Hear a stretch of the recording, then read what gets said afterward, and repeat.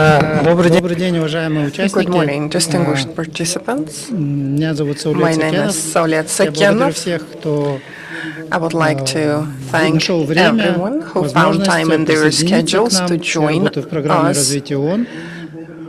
Мы The event ежегодно by проводим такое UNDP. мероприятие, We которое hold называется this Climate event Talks, то есть annually. климатические It is разговоры, called Climate Talks, климатические переговоры, talking about в рамках climate. которых мы приглашаем всех экспертов в And we вопросах изменения convene климата и the связанных climate темах change для того, чтобы experts эти эксперты and могли поделиться related своими topics исследованиями, своими to мнениями, share their какой-то новой opinions, информацией, чтобы они some могли new встретиться с друг с другом, наметить information, какие-то meet each меры по other, сотрудничеству. find some И synergies. на самом деле для нас очень приятно, Indeed, for что us, здесь у нас присутствуют it is люди с университетов, a great sign that we have people журналисты, from даже universities, НПО, journalists, NGO научные representatives, организации, Гидромет, academia, Жасолдаму и так далее. Hydromet, Jasoldamu, И and мы so on. надеемся, что наш проект, And we hope that our наш project, портфель проектов, который состоит из двух проектов, project portfolio that consists of two подготовке projects национальных сообщений и второй проект related по to подготовке national национально определяемых communications вкладов. and nationally Одна из determined важнейших contributions целей – это постоянная коммуникация между различными участниками is aimed процесса at по constant климатическим переговорам, communications among the по климату. participants of the И climate поэтому talks нам важно, process, чтобы мы все climate здесь могли change-related пообщаться. process. So Мы for уже us, здесь it в is кулуарах really немножко important to give пообщались, the уже наметились opportunity какие-то to общие talk. тенденции, We какие-то have общие already исследования. talked on Поэтому the sidelines я of бы this хотел event, and we have already achieved сейчас some начать наш семинар, agreements. So I нашу would like to конференцию open our с conference right now with приветственной the речи, наверное, попросить welcoming remarks, Оскара for which Нугманова, I will начальника pass the управления floor to низкоуглеродного Oskar развития, если я Nugmanov, the head of the правильно Department for говорю, Low Carbon Development Министерства of экологии, the Ministry of геологии и Ecology, природных ресурсов. Geology and Пожалуйста, Natural Оскар, вам слово. Resources. Please, Oskar, the Спасибо floor за is предоставленное yours. слово. Thank you for Уважаемые giving me the коллеги, я floor, хотел бы distinguished поприветствовать colleagues. всех I would like участников конференции to Climate greet Talks the от имени participants of Министерства Climate Talks on экологии, behalf геологии и of the Ministry of природных Ecology, ресурсов Geology and Natural Казахстана. Хотел бы Resources of the выразить, Republic of в первую очередь, Kazakhstan. благодарность First of all, I программе would like to развития ООН, express gratitude to the корпоративному United Nations фонду Development National Program, Conservation Initiative National Nazarbayev Conservation University, Initiative, а также Corporate Офису Fund by устойчивого развития Nazarbayev Назарбаев University, университета за and the организацию столь Sustainable значимого Development by мероприятия Nazarbayev University for в arranging гибридном this формате. significant event Мы высоко in the ценим hybrid format. сотрудничество с We вами highly по value вопросам our охраны cooperation окружающей среды, on в the частности, topics of nature в деле preservation, борьбы с изменением environment климата. protection, including climate На сегодняшний change. день изменение климата является одной из глобальных проблем Climate change современности. is one of Оно the global меняет практически challenges все of в нашем today's мире, eon. экономику, It changes наш everything, жизненный including уклад. economy, our И все больше стран, lifestyles, and more осознавая and свою more коллективную countries, ответственность за глобальное recognizing потепление their и изменение климата, collective responsibility заявляют о for своих global warming, климатических climate амбициях, change, state their заявляют climate о целях по ambitions, достижению углеродной нейтральности. their ambitions on achieving Как известно, carbon Казахстан neutrality. ратифицировал Парижское соглашение в Kazakhstan 2016 has году, принял на себя определенные Paris обязательства по Agreement in сокращению 2016 выбросов and парниковых has газов на committed to 15%. decrease by Также 15% the принял на себя GHG добровольные emissions, обязательства as well по as достижению углеродной the нейтральности к commitment to 60 году. achieve carbon neutrality by Для выполнения этих 2060. задач при поддержке экспертов To perform on программы those развития ООН, tasks при поддержке with the support экспертов of the UNDP experts, международных Jasoldamu экспертов, experts, as well as была international проведена большая работа, specialists. обновлен A lot has определяемый на been национальном done. уровне For вклад instance, Республики the Казахстан. NDC by the Republic of Kazakhstan was updated, the roadmap was developed on NDC implementation and to shape the long-term strategy стратегии развития с низким уровнем выбросов парниковых a low level газов, of GHG emissions, the relevant doctrine of carbon neutrality. Achievement has been developed. От имени On behalf of коллеги нам помогают с подготовкой our colleagues национальных help us сообщений, with годичных докладов. national communications and biennial reports. Большое вам за это спасибо. They're always open for cooperation, and we are really grateful for that. So on the part of the ministry, for me personally, I would like to express appreciation for your active engagement in our common work. For me, it's a great honor to be a part of this conference. I wish everyone fruitful work. Thank you so much for your your attention. Спасибо большое, Thank you Оскар. so much, Очень Oskar. приятно, что This мы тоже благодарим is министерство за indeed a постоянную pleasure, поддержку and и we за то, would что like to мы thank the имеем Ministry for возможность constant совместно с support, министерством and we're участвовать в happy to климатической have the политике Казахстана opportunity to и take part in поддерживать Kazakhstan's Казахстан на climate пути к policy together низкоуглеродному with the развитию, ministry, supporting к борьбе с Kazakhstan изменением on the климата, по way адаптации к изменению to low климата. carbon development, Теперь я adaptation хотел to бы climate представить слово change, and I would like to для pass the floor Канату for Байгарину, welcoming remarks to Kanat представителю Baygarin, the Назарбаев representative of университета, Nazarbayev University. помощнику ректора Назарбаев He is университета, assistant rector of Nazarbayev многолетний University. переговорщик по изменению климата и He is эксперт a в области standing изменения климата, negotiator самый большой on опыт которого я climate change and the biggest climate change expert I have ever known. Thank you so much, Saulat. First of all, I am delighted to see new faces, not old faces, but familiar faces taking part in this climate process. Mr. Nugmanov, thank you so much for your opening remarks. The ministry's contribution is overarching in this regard. Climate change is not only a task for Hydromet or some other agencies. This is a global challenge. Representing our university, I'm not exactly an assistant director, I'm an advisor to the president.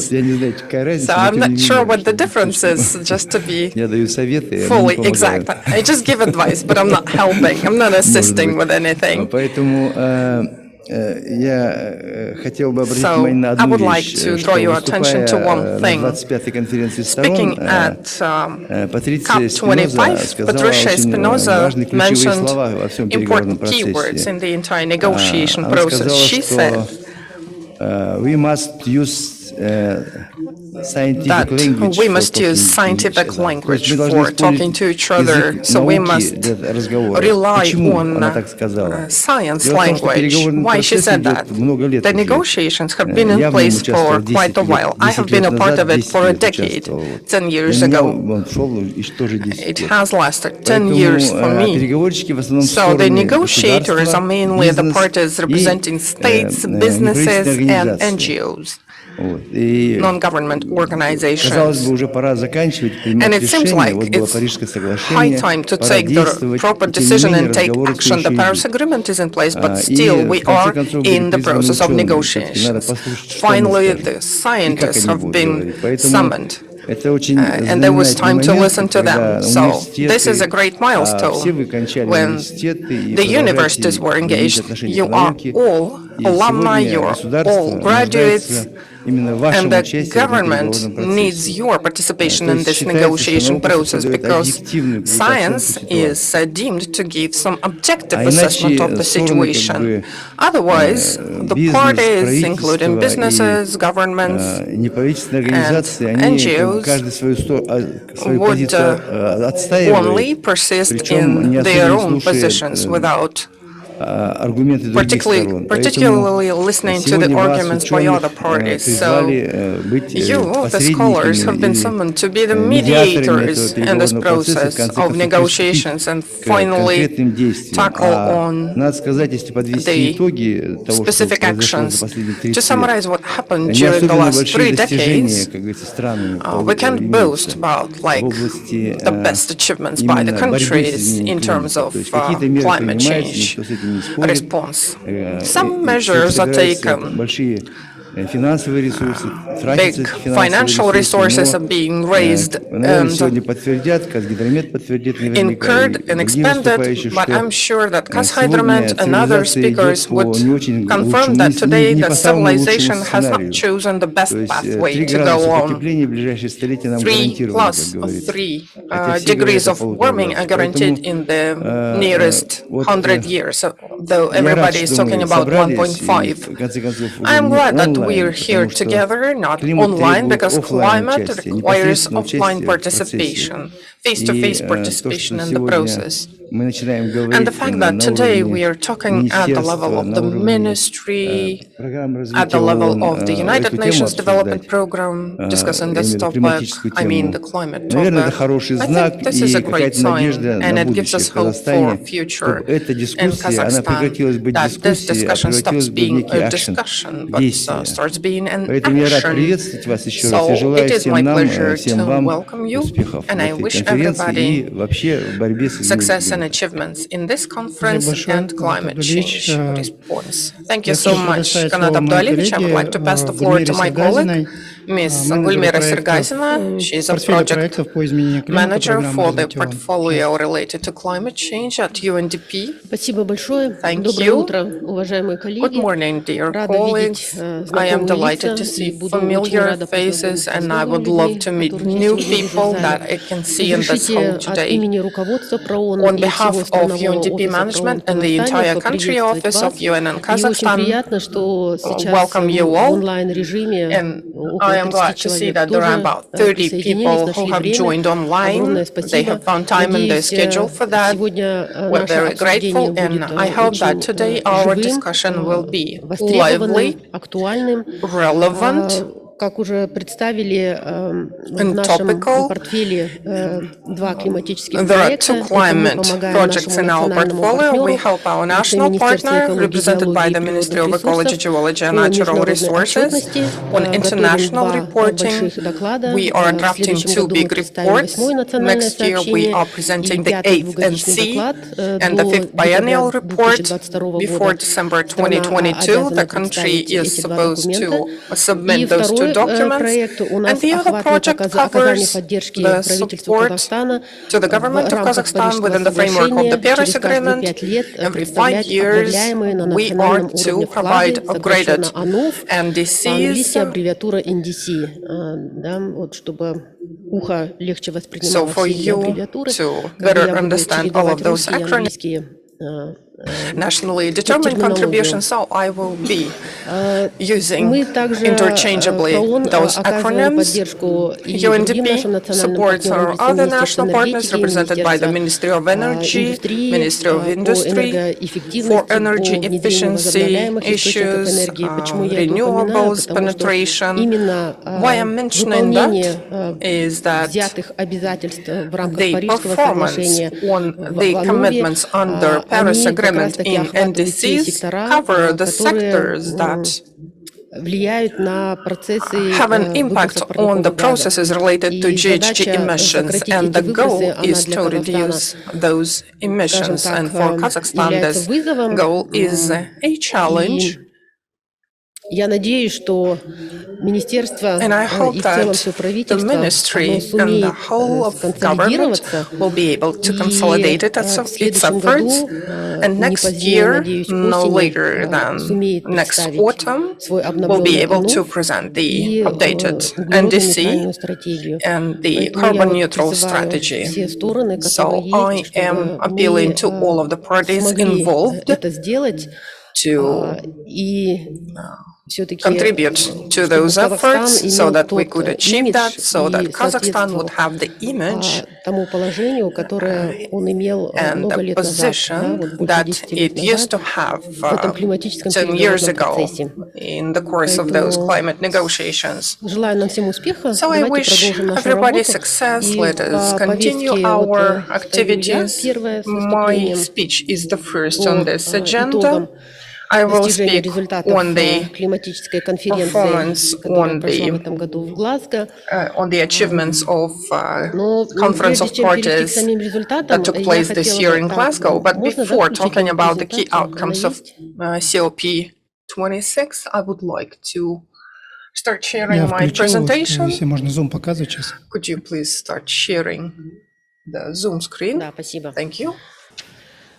Ну вот прежде чем говорить о тех So before решениях, talking которые about the достигла Великобритания вместе с decisions Италией, я хотела бы achieved вот by следующий слайд UK рассказать, and Italy, что I было would like сделано to делегацией talk в about ходе the работы этой achievements of the конференции. delegation in the Хочу course of this начать conference. именно I с would вот like этой to обязательной start процедуры, with которая this называется mandatory многосторонняя оценка, procedure, the multilateral multilateral assessment. assessment. Эта процедура, This она начинается в начале procedure года, и весной starts этого года ПРООН помогал early this министерству year, and this spring, провести централизованную UNDP helped проверку. the Была ministry создана on the международная группа centralized экспертов assessment, секретариата рамочной an конвенции international ООН об изменении expert климата. group И under the весной Secretariat of the Convention on ответили Climate Change was письменно convened, на and we выставленные replied вопросы in по writing проверке to the четвертого questions двухгодичного related доклада, to который был the представлен в 2020 году.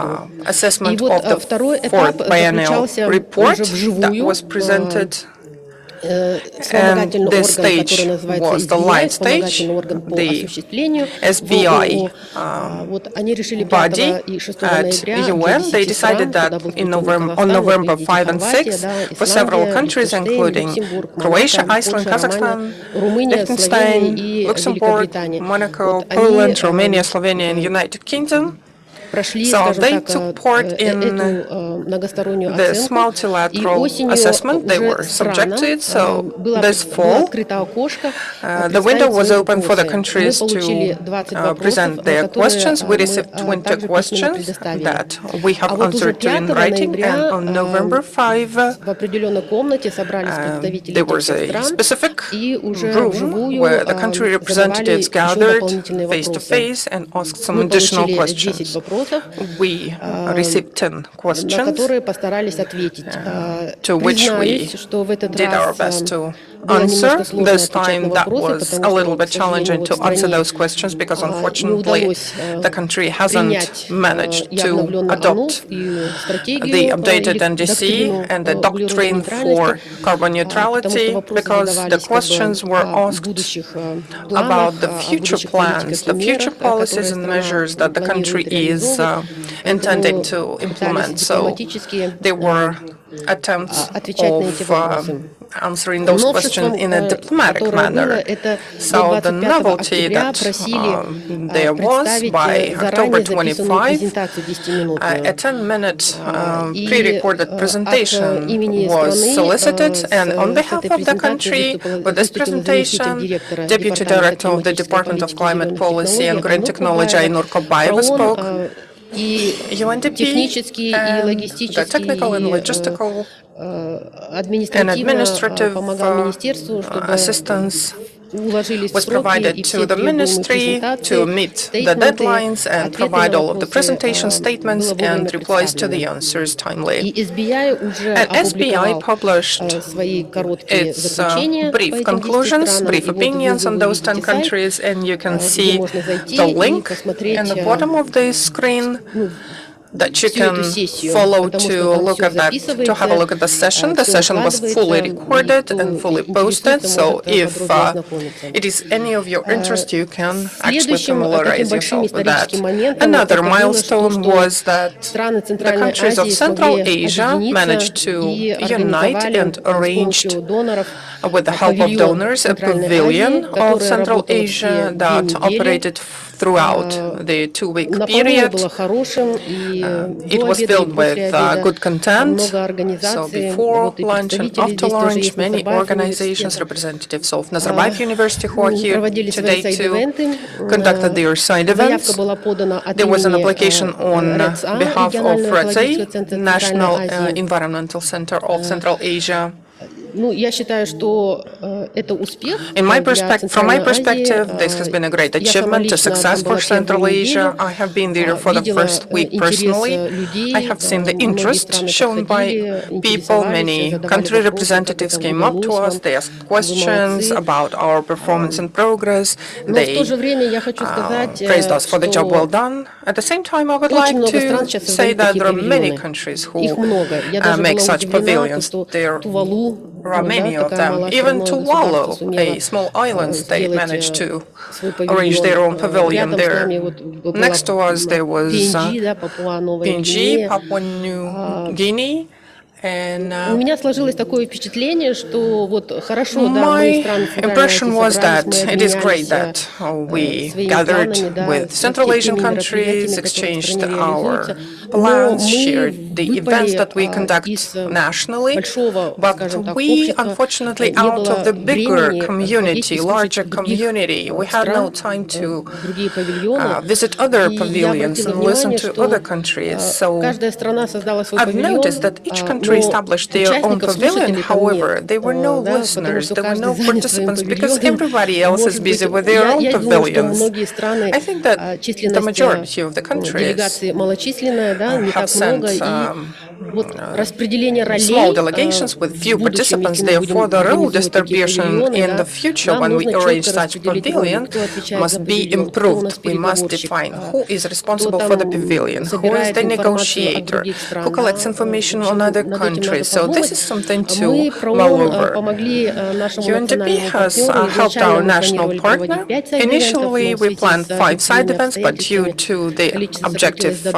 И circumstances, we ООН reduced it оказал to 2, and поддержку UNDP экспертную supported, и провели 2 сайд-ивента. Это provided по expert support and conducted 2 зеленым side events on инвестициям green и по investments and внедрению возобновляемых implementation of источников энергии и renewables and энергосбережению. energy efficiency, Вот energy saving. это 2, These значит, are основных two key мероприятия, events которые нам удалось we провести. И managed теперь следующий to слайд, я deliver, коротко and I will go briefly through решениям. other slides, going through the resolutions. The UK has managed to have a political drive and pressure to adopt climate pact, Glasgow Climate Pact. You know, you receive reports from our international experts and colleagues about the outcomes. On the 1st and the 2nd of November, the high-level ministerial roundtable took place. Our Prime Minister attended, and then a decision was made that each year, starting from 2022, next COP will take place in Egypt, and they will host ministerial roundtable on pre-2030 ambition. And decision 7, CMA 3, envisages decision that this is the call for the Secretary General of the United Nations to convene world leaders. And you may know that in 2023, global stock take will take place, and the countries are expected to provide reports and see the results for further NDC updates. As an expert, I reviewed this climate pact. You know that COP has 3 bodies. One is COP, Kyoto Protocol, and Paris Agreement. And I focused on Paris Agreement because this is the largest, consists of 97 items. And these are the sections. You see that the priority is given to science and urgency of measures taken. It was estimated that, in fact, the current emissions produced by different countries led to 1.1 and 1.2 degrees Celsius, and in the next decade, the countries need to be very active in implementing their policies to maintain this level, 1.5 degrees. The second section is about adaptation. I think that we have good progress, especially in terms of financing. A 2-year Glasgow Sharm el-Sheikh work program was established on the global goal on adaptation.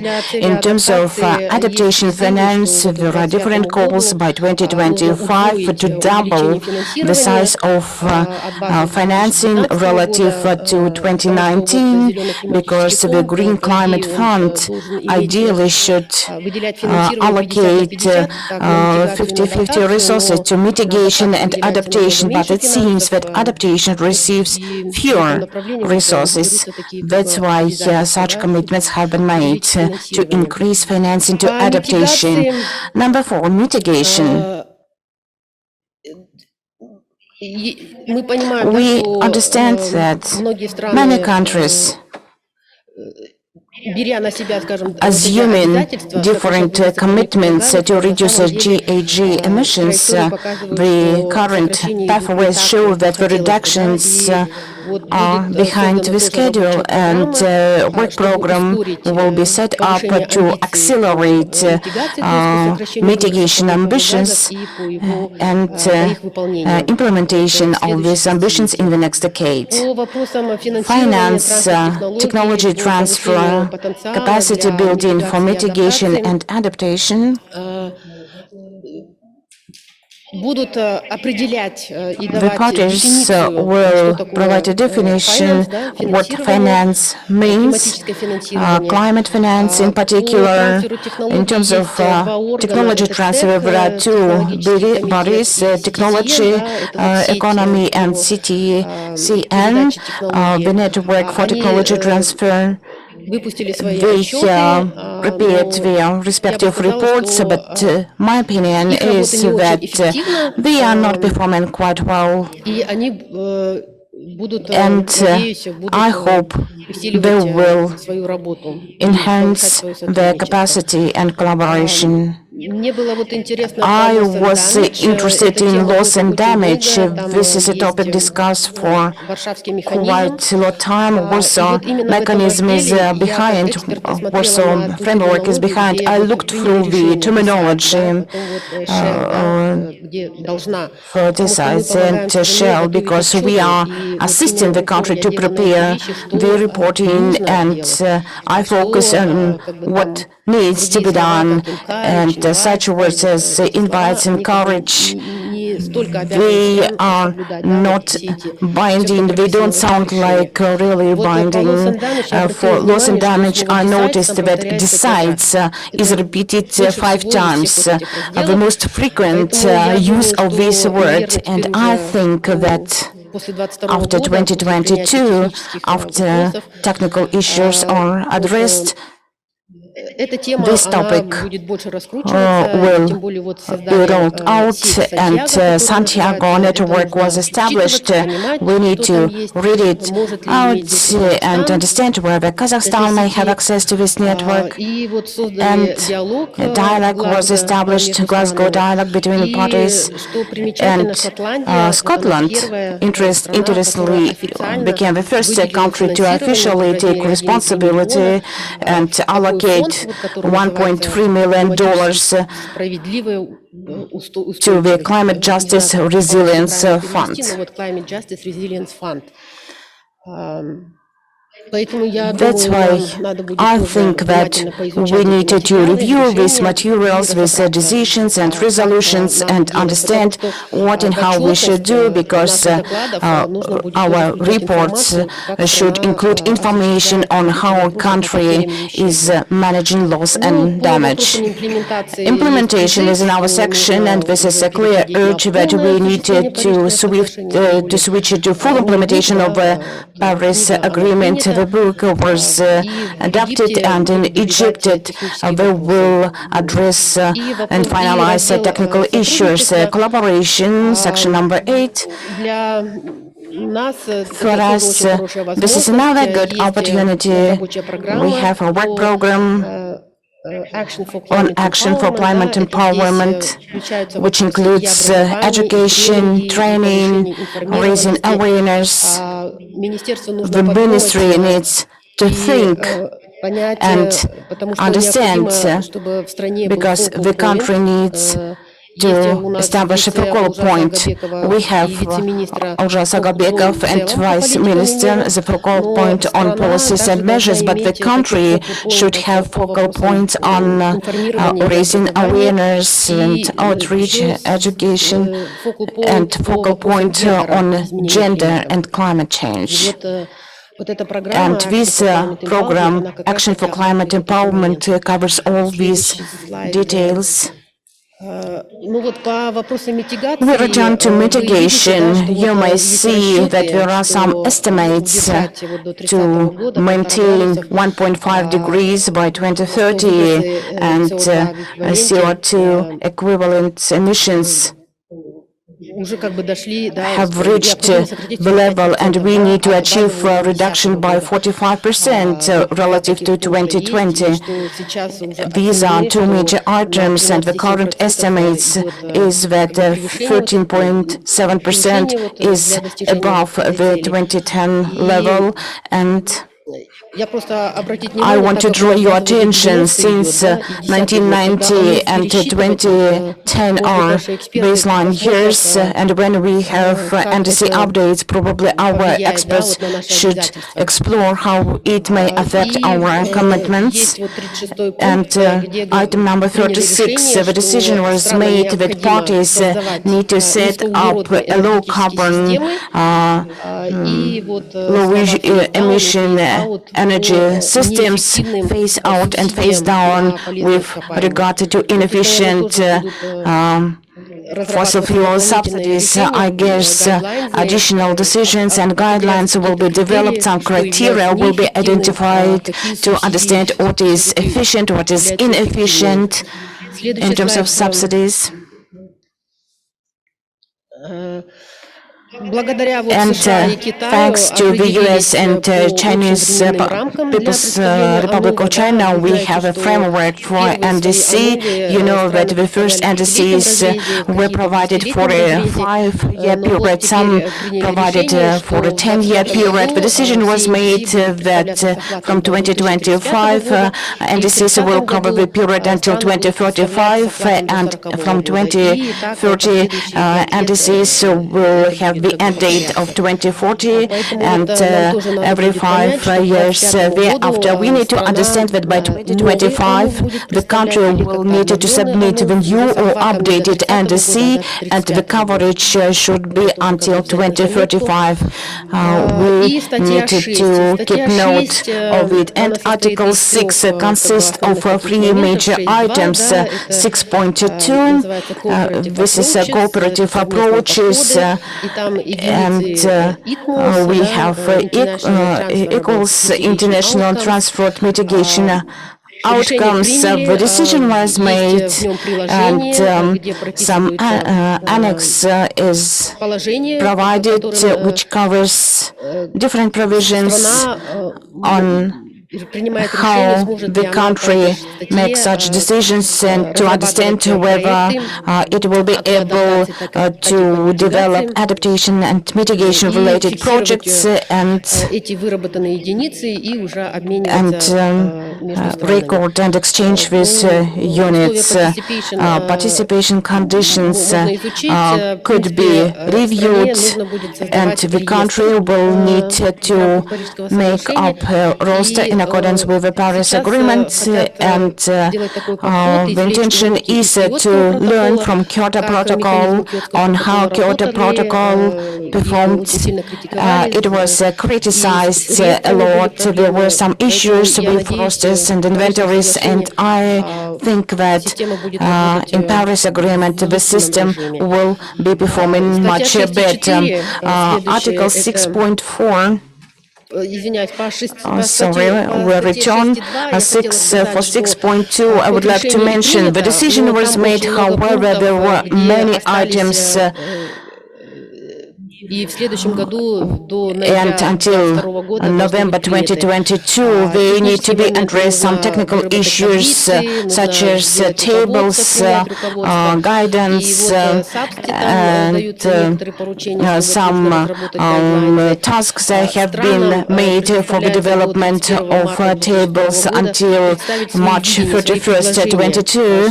Parties are expected to provide their vision on type of information that needs to be included in the tables, measuring units, reporting, tracing, recording and tracking of information as it is required for the infrastructure development. And the resolution says that the Secretariat has to organize a technical workshop until June 2022. And I invite review these resolutions and probably experts will make proposals to the ministry, and this is how they can be involved in the global negotiating process. Next, 6.4 and 6.8, some decisions have been made, something remains until Egypt, COP27, and I would like to mention that in fact, with regard to Article 6, probably we need to conduct a separate workshop, go line by line through the decisions. If you can turn us, bring us to the next slide, we have a new authority, supervisory body, which is envisaged in Article 6.4, it will, the two meetings will be held in 2022, and related guidelines will be developed to make Article 6.4 effective. A political decision was made. Why it took so long? Since 2015, these articles were enacted because they had some political implications, what to do with CDM and the units under the Kyoto Protocol and CDM. Finally, they pushed it. CDM will remain, and they will discuss limits. And I think the decision was made that the projects registered since 2014, these units will be transferred to Paris Agreement. And Article 6.4, overall mitigation of global emissions, these units, OMGs, we need to review them carefully, and corresponding adjustment need to be taken into account. The resolution addresses where such corrections, adjustments have to be used. So technically it has to be reviewed very attentively. And with regard to Article 6.8, a work program on non-market approaches, a decision was made that initially the focus will be made on 3 areas such as adaptation, resilience and sustainability.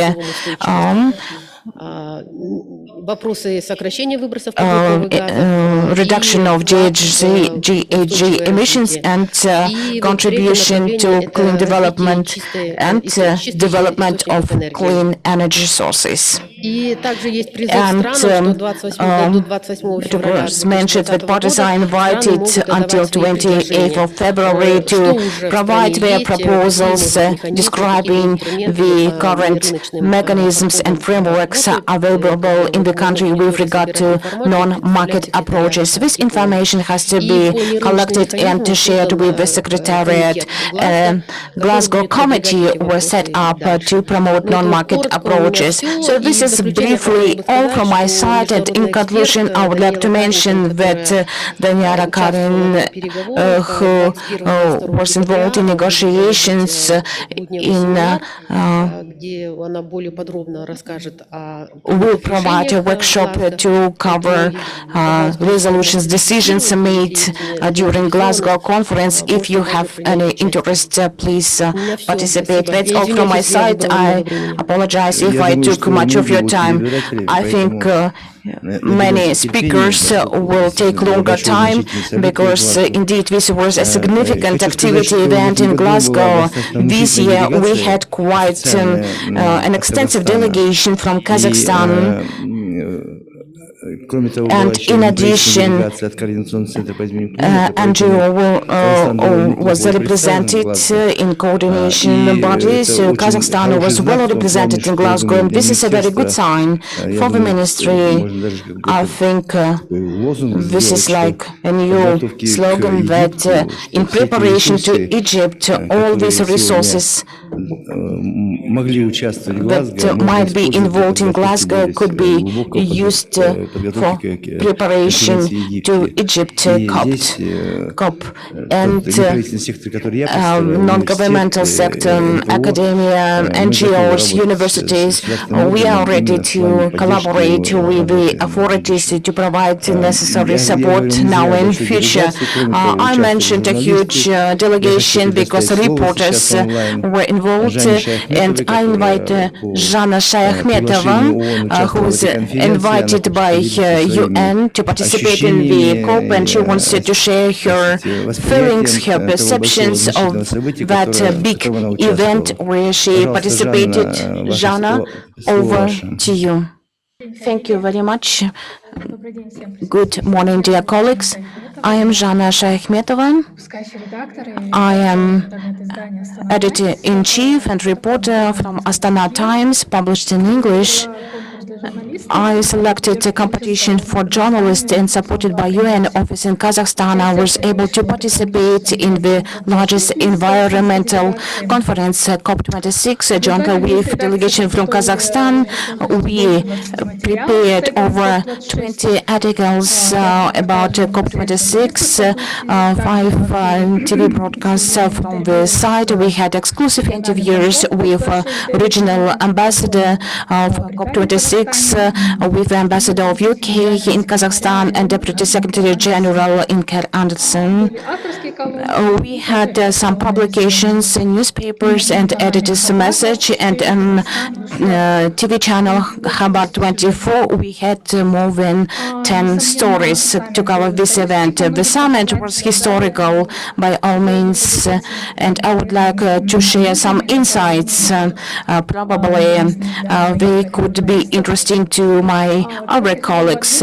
First of all, I would like to mention that news about Central Asia raise a lot of interest, and if this is about environment, this would double the coverage and viewers, and what we can judge from the visits to our website. And it seemed that probably the focus was quite limited.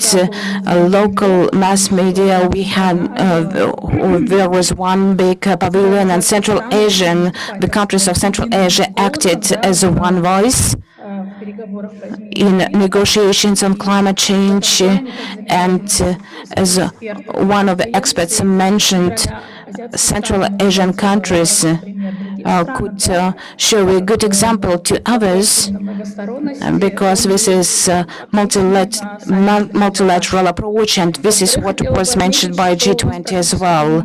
Secondly, three very important reports were hardly covered. Reports prepared by UNEP about production gap, emission gap, adaptation gaps, which contain very important insights and recommendations on climate change. And secondly, or thirdly, with Gulmira, just before the conference, we discussed it would be very good if some information agencies could prepare in advance, allocate some resources to cover such large climatic activities, which take place once a year only, because this is a very important topic. And indeed, during COP, there are so many activities and events, and it's very difficult to visit all of them. I would also like to highlight that it is really important to raise awareness of our students, secondary school students, using social media. I have seen videos hashtagged as climate change. There are billions of views both on TikTok and Instagram. We make news, and probably thanks to all of those news stories, our people, our population are better aware about the climate changes. What I really liked is the awareness of the local population about the climate-related changes. This is what I have seen in Glasgow. I have been lucky not to only communicate with the experts at the conference, but with local people too. The locals, they are fully aware of the conference and they could talk extensively on climate-related topics. I managed to communicate with the activists and volunteers who came from many cities to support the environmental march arranged by Greta Thunberg, the Swedish activist. And this readiness of people is something that really inspires you for change. This is something that makes you eager to change. I've remembered the motto of the city, "People make Glasgow." I have seen for certain that it comes from the people. People are the core of this conference. They take part in sustaining public order because the city hosted a conference with over 20,000 attendants. The people called for action. Volunteers spoke with very impressive speeches. They are all openly accessible. You can read them. I traveled to one of the first hydropower stations. They're in Scotland, close to Glasgow, and I met one of the first engineers who worked at this hydropower stations, and he described how the regional local people actually are affected by the global climate change. So his father was actually the first engineer of this hydropower station, and he told about his family experience. He talked about the fuel transition and how it can be helpful for Kazakhstan. Sharing, meeting experts, meeting new people, and the most important thing, the most important takeaway is that the clear understanding which topics must be covered more in news stories in our country. I would like to thank the United Nations Development Program and the UN Country Office in Kazakhstan for the opportunity to take part in this meeting. This is very valuable experience, and I would like to welcome authors, experts who would like to share their views, give some interviews, present interesting ideas for our further materials and stories. Please contact our editor's office. Our contact information is on the website, and probably the UNDP colleagues are ready to share our contact information too. So the more we tell about it, the more we tell people about it, the better it would be. Publicity in this case is very important. Thank you so much, Жанна, for this speech. Engagement of journalists is really important for this kind of events. For the first time on the part of Kazakhstan, the first journalist in this case from Kazakhstan. I hope to see you in Egypt next year. Before I'm passing the floor to the next speaker, I would like to say that the Central Asian Pavilion was a significant achievement. It is great that the countries had a united say in this process. And we, as Nazarbayev University, together with the Coordination Center for Climate Change, the National Conservation Initiative Foundation, we conducted a small side event in cooperation with the Chamber of Commerce of the United States that was dedicated to Kazakhstan's path to carbon neutrality, but not from the perspective of, let's say, some actual heavy industry, but mostly from the academic perspective. So look into how the country with this climate conditions, with this economic conditions, with this resource conditions, how the country could see itself as a carbon neutral one. This shouldn't be considered like some separate point of view. It's kind of complementary to support the ambitions that that are in place in Kazakhstan in relation to carbon neutrality. This side event was attended by the team from Nottingham University, to whom I would like to pass the floor. That would be Mariana Poberezhskaya and Alina Bычкова. Alina Bычкова will be speaking. We are delighted to welcome them. This is a new prospective partner of Nazarbayev University. So, Alina, please, the floor is yours. Please unmute yourself. Thank you. Greetings. Thank you so much for this invitation. I am so delighted to be with you at this conference. I will be presenting in English if it's not a big issue for you, because the majority of the terms are in English. I hope there will be interpretation. Please, you can speak English. No problem. Thank you very much. Okay, so my name is Alina Bычкова and I'm a PhD student at Nottingham University. I'm looking at climate policies in Central Asia. And me and Mariana Poberezhskaya, who is the professor at this university as well, and she's specializing on the climate policies in Eurasia. So we looked at the climate policy in Kazakhstan, and we were curious how those aspirations, as Kat was mentioning, those indices, bold aims, how do they fit the economic context and political context of the country? Because the country is very rich in fossil fuels. It's 9th largest producer of the crude oil, 14th largest producer of the gas, and political context is that country is developing country, transitioning country, transitioning after the Soviet era and all those environmental harm associated with that era. And we, in this context, we asked, next slide, please.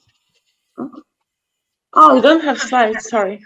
Okay, in this context, we asked, what are the key elements of environmental policy in Kazakhstan? How climate policies talked about versus how is it really working, if there's any differences? Yeah, thank you. So the slide number 3 now, and number 2 now. Yeah, number 2. So we asked, what are the key yes, this one.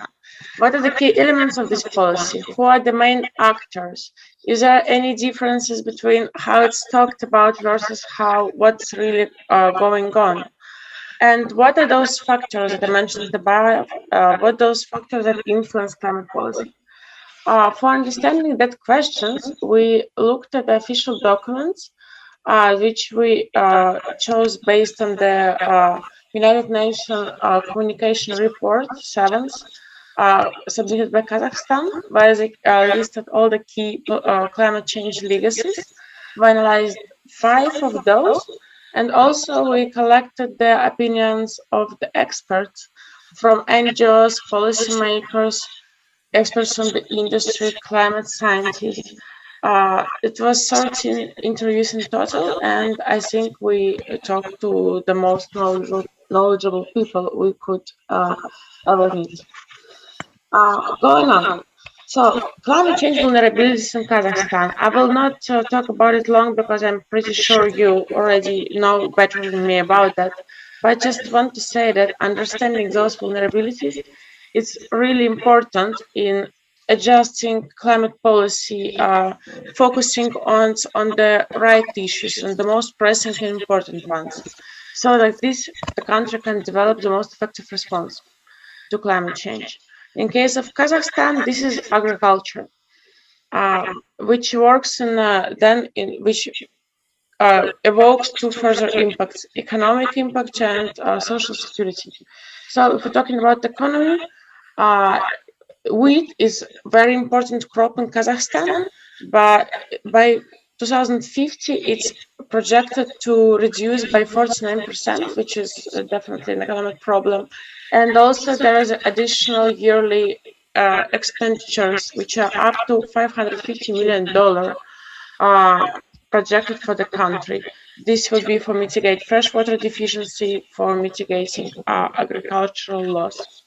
And social security is a problem because 1/6 of population is employed in agricultural sector, and infections, droughts, everything this will pose further threat to public health, and also migration evoked by losing jobs in the sector.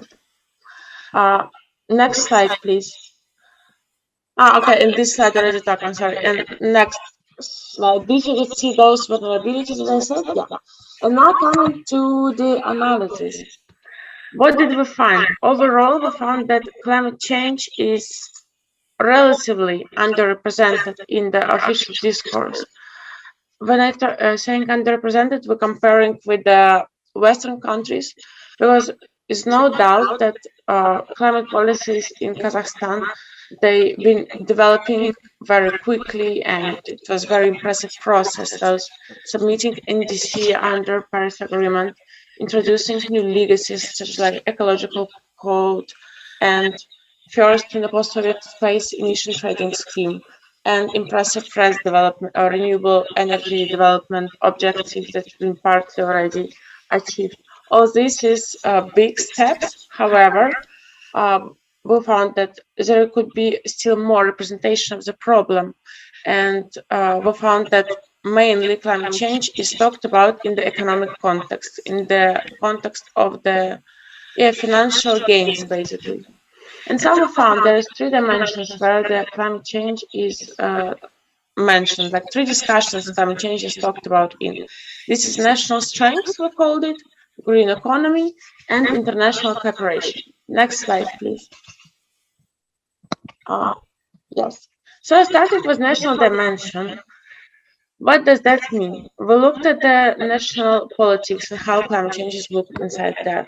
So in Kazakhstan, the president is a key decision maker, which poses some benefits and some challenges as well. The benefits are that Kasim Tokayev has his professional background is Director General at the United Nations, Geneva. So he pretty much aware about all global narratives of climate change, of what are those his most up-to-date action, what is going on there. So this is really beneficial for Kazakhstan, in our opinion, because this ensures that in the country all decisions are taken considering all that international experience, so they're all most advised and up-to-date. Also, this changing discourse in the country, as you could see, with Tokayev bringing so much focus on climate change. This is important because the many studies show that this change in political narrative brings real change in political action, how climate change is dealt with. And interestingly, that unlike in many other fossil fuel exporting countries, in Kazakhstan, climate change is viewed not like as a threat, but as an opportunity to develop an image of the state as a responsible, strong state, global and regional leader. Next slide, please. Yes, and talking about these opportunities, we're coming to our second dimension, which is the green economy. So here, as I mentioned about, climate change is majorly talking in economic context. And here we can see more those narratives of opportunities unfolding. So in talking about climate change mitigation is seen as the opportunity to embrace innovation in Kazakhstan and opportunity for economic development. When I'm saying embrace innovation, I mean the state planning to update its infrastructures, because energy efficiency in the country still has a lot of room for development, because more than 50% of facilities on the production side, they are very old and still remain from the Soviet Union, a lot of them. And secondly, the state planning and already undergoing renewable energy development, which has been going very well, because from the 1% in the energy mix in 2017, it reached 3% in 2020. Further goals been increased recently, so now it's 15% by 2030 and 50% by 2050 as it was before. Also, the state introducing Green Belt initiative, so it's planting 2 billion trees by 2025, which will offset greenhouse emissions and also contribute to the biodiversity of the country, green the country, so it will contribute in two ways as well. And emission trading scheme, Kazakhstan was the first non-post-Soviet state, which is a pretty positive thing, as I was mentioning before. However, there are certain issues the country is facing, as many other fossil fuel-based countries. It still needs to figure out how to deal with coal production, for instance, because now at the COP26, for the first time, it was officially asked to phase down coal production, and many countries will figure out how to be about that. However, in Kazakhstan, it has been already announced that share of coal in the mix will be reduced from 69%, which is at the moment, to 40% by 2030. So this is hopefully will be addressed this way. Okay, next slide, please. Yeah. Last, we're coming to the third dimension that we identified. It's how climate change talked in context of foreign policy. So, we, being brief, through these narratives of climate change, adaptation, and mitigation, Kazakhstan positioned itself as a responsible, strong state, reliable partner on the international level with significant influence in international decision-making and a good relationship with the global partners. Also, being resource-rich, it portrays itself as a contributor to global energy security, and due to this geographical position as a cultural bridge connecting East and West, and also as a guarantor of regional security in Central Asia. The narrative is that while that climate change shouldn't be seen as a threat for the region, because all coordinated action of all 5 countries together, led by Kazakhstan, because it's a regional leader in the process, will actually not only help to tackle climate change, but will also contribute a lot to both regional economic development and interregional relationship. So it can become this ground for developing relationships between the countries. However, while this is all strong narratives of a developed state, we found some signs of developing state image as well, because the Kazakhstan performs, we call it multi-vector policy, which means the friendly relationship with all the countries and like alignment in its climate rhetoric with the other countries, as I was saying before, especially with European countries. And also, there has been multiple successes in attracting foreign investment in the country. So, especially in the renewable sector, 61% of financial flows are there from foreign investors, and European Bank of Development and Asian Development Bank are one of the key investors. So, this narrative of attracting money through this through climate mitigation is a big thing, and in this context, of course, Kazakhstan shows itself as a developing state. Next slide, please. Yes, and just to conclude, I was trying to be brief here. So we see from this discourse, these climate policies now, further challenges and opportunities. I'll start with opportunities. As I was mentioning before, the very impressive development in national climate policy, and those carbon neutrality goal announced by Tokayev, so 0 carbon emissions by 2060. It is the one that will, I think, stimulate country to do better and to do this even better than now. However, if this country will continue business as usual, many experts we talked about with, they mentioned that this would not be possible to bring this aim to life. And what the experts been advising should be changed, and we summarized it all together, that in Kazakhstan, while there are many impressive steps been happening, there is still not enough of the global coherent climate change strategy framework. So there are the institutions are disintegrated. There is no collaboration between all those different governmental sectors involved in the issue. While climate change is such a complex problem, this cooperation on the state level and cooperation between the top levels of the government and local levels are really important, and this is missing. Also, there is a need for greater support for climate science, because now a lot of international experts and international knowledge is used in the country.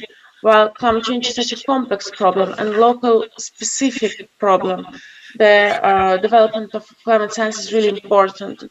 However, I think as undergo as well as Takaya was mentioning, stressing this importance in talking about renewable sector in the country. And also public discourse, because public resilience remains slow. The awareness about the issue, about the reasons, and about the effects and how to adapt to them, still the knowledge is little, relatively, of course. However, there's many education projects are going in the country. This requires time because the issue is complex and it requires a lot of time for people to understand the issue better. And also, definitely, political changes need to follow those changes in rhetoric that green aspiration discourse, as I was presenting before. I think I will stop here, and this was the most important findings that we do. Thank you. Thank you, Alina. For us, it's very important to know our view from outside of the country. That's we are inside of the country, so have our own vision, but from outside it's very important to know. Thank you very much for your presentation. Thank you very much. Thank you very much, and thank you for your invitation. So we go progressively in our agenda. So we need to be creative and understand how Kazakhstan can become carbon neutral, and whether we can come to some effective decision maintaining sustainable development of economy and at the same time achieve low carbon development or zero emissions. And one of the presentations that will be made today is about land use, agriculture, and I invited Daurian Zhumabayev, who will share his insights, and he will present how to respond low carbon strategy.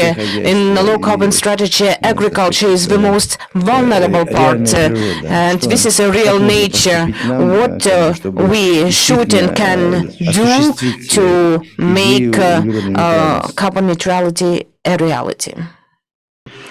Good morning, dear colleagues. I am Daurian Zhumabayev, and I will make a presentation on mitigation in agriculture, in land use, waste management. And I apologize, I definitely wanted to be offline, but I am quarantined now, and I have to join online. This study was funded by UK Embassy, Nazarbayev University, and National Conservation Initiative at Nazarbayev University. This is the outline of my presentation, and it includes three main parts. One is capacity of carbon sink in forestry, humus degradation in Kazakhstan, and food waste or waste management in general. The unique position of Kazakhstan is that in Kazakhstan, out of 272 million hectares, almost 1 million hectares are reserve lands. It means that these lands are owned by the state, and they are not used for any purposes, neither for agriculture nor for other purposes. Potentially, these lands may be used for growing forests. Forest is the main carbon sink for greenhouse gases, and the unique conditions of Kazakhstan make it possible to use this resource extensively to grow forests. And climatic conditions in Kazakhstan are quite favorable to grow forests if we have a good selection of species, types of trees, and if we take into account the specificities of soils in general. The current rainfall make it possible for forests to grow at any part of Kazakhstan. What are the barriers? What are the barriers for this initiative or for large scale of use for this measure?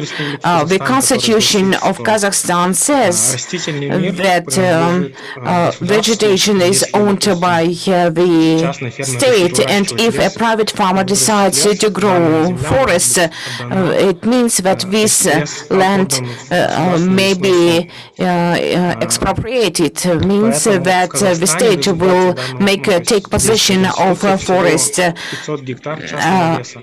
According to the Constitution, only 500 hectares are used for forest, and these lands are used for production of seeds. And as we see, for propagation, and we see that this is quite a good capacity. This is a good capacity, and in fact there are many mechanisms to engage private investors to grow forests. For example, private investors are interested to growing commercial timber for commercial purposes, because this timber may be used for furniture production and for other uses as well. And private investors may invest into forest planting, afforestation, if the country, if the state can launch auctions, for example, to allocate lands, and this mechanism is quite established in Kazakhstan. Agricultural lands, for example, are provided via state inventory, which employs auction frameworks, and in principle, these lands may be allocated through auctions as well, and to engage private investors and create frameworks to sell and reduce greenhouse gas emissions as a result of afforestation via ETS system, emission trading scheme. We know that each year the number of quarters is falling to 1.5, and there are many parties interested in buying additional quotas or allowances, and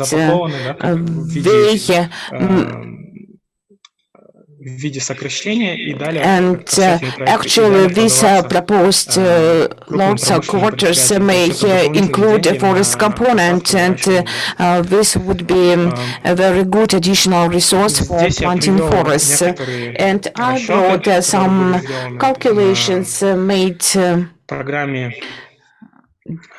in the framework of the program, which I will present in the afternoon.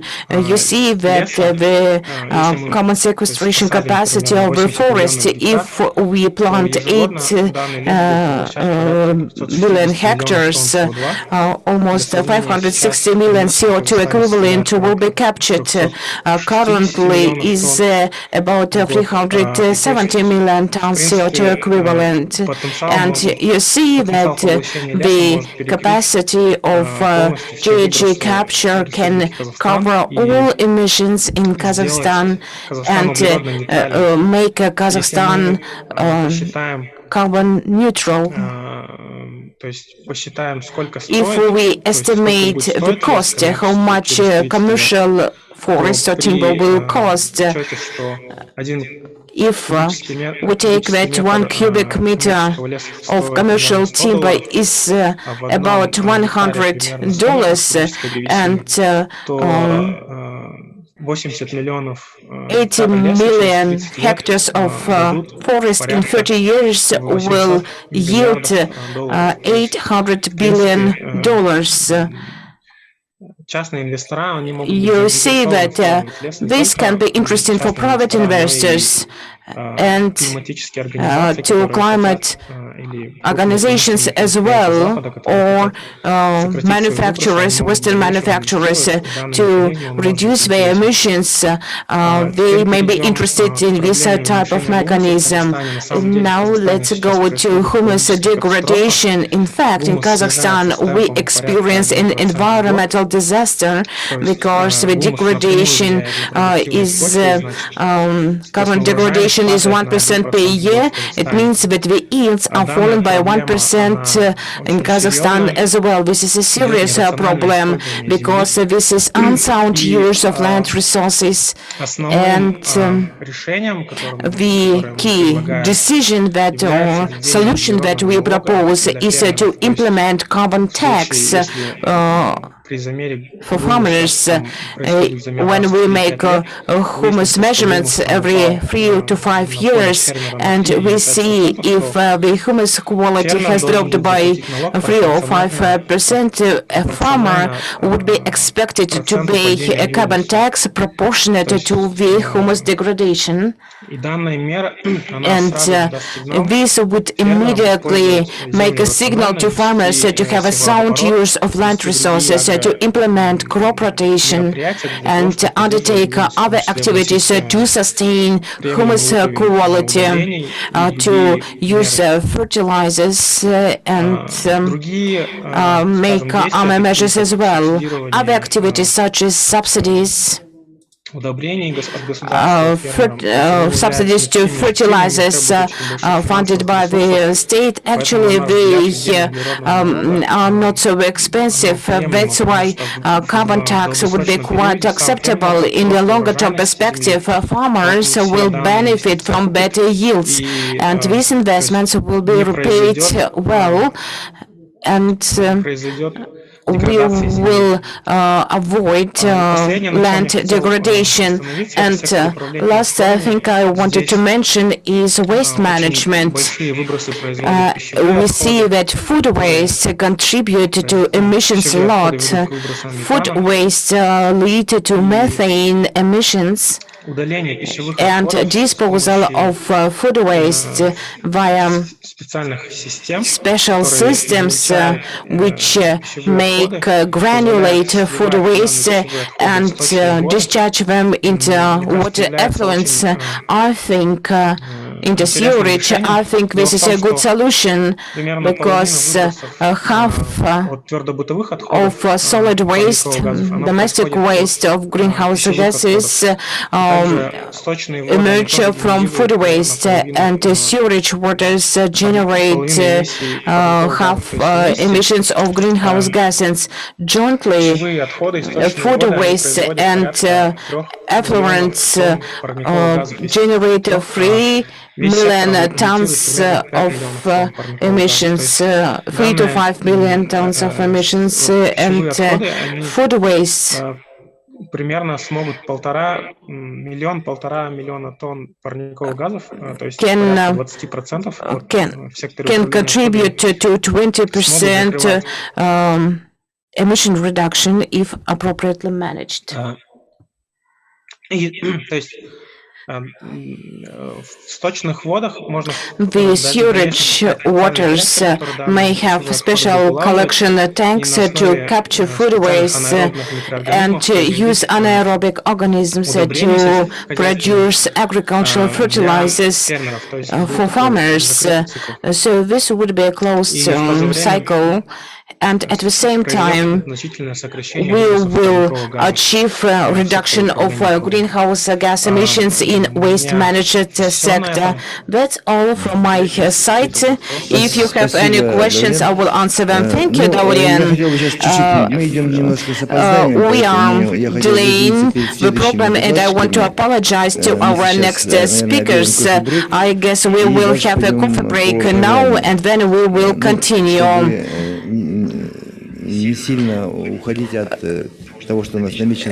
And we will try to catch up because this is a time for coffee break. And secondly, I understand that probably participants have questions. If you have short questions now to Dorian, please ask. If not, we will have a discussion after. Don't think that this is just an artificial model which was presented now, and I think that we can think of it. Any participants have questions? There are some comments rather than questions in the chat Zoom. If Dorian, you can read from chat. Please check your chat box. And if any offline participants have questions, please. I'm opening a chat box now.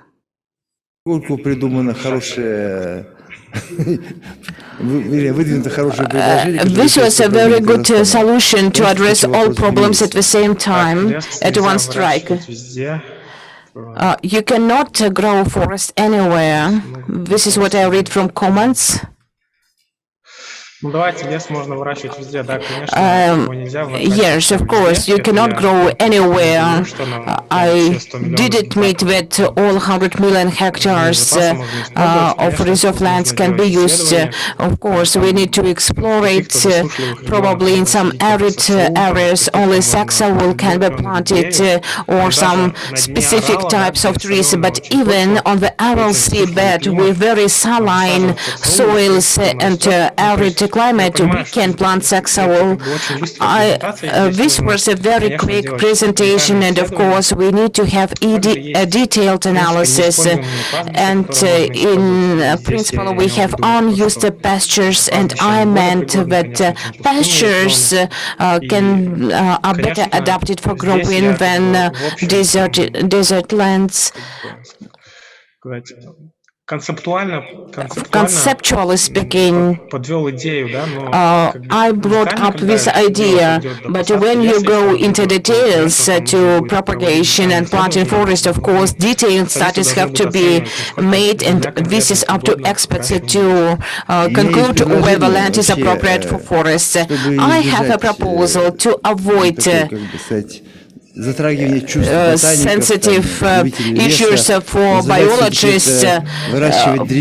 Probably we should call it growing timber rather than forest. If you do business, don't use the word forest. You grow timber, then you sell it, then you will avoid this type of questions, because people are really concerned, because forests are quite limited in Kazakhstan, and if you propose to use it for commercial purposes, this will not lead us anywhere. I think from emotional perspective, it's good if you call it timber rather than forest. I apologize. I see this question from Bulat Isekin, of course, because he is very concerned about forests. Айжан, вопрос по поводу Aljan is asking отправления информации. То есть можете about обратиться к Саулету Султанову, communication в of принципе, information or sharing with через него presentation. получите все мои Actually, you контакты, я can могу с вами ask связаться, и Saulet, Саулетом. he will share my contact details. Да, и здесь напишите, пожалуйста, Yes, в чат, мне Saulet is лично confirming. или You как. can write it to me. Мы сделали попытку задать вопрос, We поэтому made давайте an attempt to ask остановимся. questions. I suggest that объявляю we кофе-брейк, drop и it. I следующий announce a доклад coffee будет по break, списку. and then we Айдин will continue Багдалотов будет with Aydin докладывать. Bagdalotov. Thank you very much. Thank you. За площадку. And we have a 15 Кофе-брейк minutes ровно 15 break, минут, максимум 20. up to 20, no more than 20 minutes. Так, я прошу прощения, чуть-чуть мы задержались, Apologies for a short говорится, было много delay. вопросов However, кулуарных, поэтому there have been many side talks. давайте начнем. Let us Следующий resume. доклад у нас The касается вот next основного speech, the next сегмента report is on the экономики, это major энергетика. segment of our economy, which is the energy sector. И я хотел бы предоставить And I слово would like to pass the floor to Айдину Багдалотову, который, Айдан собственно говоря, занимался и who has моделированием, been и modeling в концепции низкоуглеродного both развития, for и, собственно the говоря, в нашем подходе путь к low углеродной carbon нейтральности для development Казахстана. concept and the Айдан, carbon neutrality pathway. Пожалуйста, ваше выступление. Aidan, please, the floor is yours. Добрый день, уважаемые участники Greetings, образовательной distinguished конференции participants Climate of the Climate Talks Я Conference. поделюсь своим экраном. Give me just a second to share my screen. Так, надеюсь, моя презентация сейчас видно всем участникам. I hope you can see Да, видно, my screen. Yes, we Позвольте мне начать confirm. свою презентацию. I will презентацию я хочу представить. begin Во-первых, позвольте мне представиться тоже. with introducing myself. Самому First of all, Канату уже представил, но я Mr. хочу сказать, что Kanat has already я- introduced меня me. зовут I would like Багдалотов, to я являюсь still директором say that I am Aidan Bagdalotov, head of the Department of Modeling, Analysis and Projections at Я Rasol участвовал Damu. в исследованиях по I've been декарбонизации секторов a member энергетики, of скажем the так, study альтернативным dedicated исследованиям для того, to чтобы economy с точки зрения sector's decarbonization. It is an alternative study с to show the точки академической academic точки зрения perspective посмотреть на этот процесс of декарбонизации. the decarbonization process. И данной презентации я хочу представить And in полученные this результаты. presentation, I would like to show you my findings. Данный слайд показывает результаты. In this по slide, you can see the выбросам outputs парниковых газов for именно GHG от emissions энергетики. То from есть это сектора, power которые, sectors. связаны со сжиганием These are the ископаемого sectors that are топлива, related и to в связи с этим fuel combustion возникает выброс парниковых газов. Здесь на данном слайде можно видеть результаты. and Таким leads образом, to GHG emissions. процесс In this slide, моделирования you can see получил- how in the нам process of modeling, мы смогли это промоделировать we ситуацию managed со to снижением выбросов model the от секторов экономики. situations Здесь with показаны проекции GHG emission парниковых газов. reductions from economy Слева sectors. On the left, you can график see дает именно the динамику снижения выбросов. reductions of emissions over time. Looking at this chart, you may see that the emission reductions happens by 7-9 times from 243 million tons of CO2 equivalent down to 30.6 by 2050. У нас в данный момент в стране есть две. You may have noticed that there are two goals for GHG emission reductions. The first one is the midterm ambitious goal under NDC, Nationally Determined Contributions for Emissions. It is minus 15% by 2030 against the level of 1990. I must say that this goal is definitely ambitious because in 2019-2020 we have already achieved the level of 2030. We exceeded our midterm goal according to NDC, which means that we need to set the просто goal that стабилизировать, would но not еще only снизить stabilize выбросы the на situation but decrease the 15%. emission situation by Это составляет в 15%, районе which would make about 80 миллионов тонн. 80 million tons of То CO2 есть перед нами equivalent. стоит амбициозная задача. So we Связано are это facing также an с тем, ambitious что наша goal. экономика It is растет, also related to the и fact с that our ростом economy is growing, экономики and связан with the growth также of рост выбросов economy, we парниковых can газов see the related growth of в GHG исторической emissions. динамике.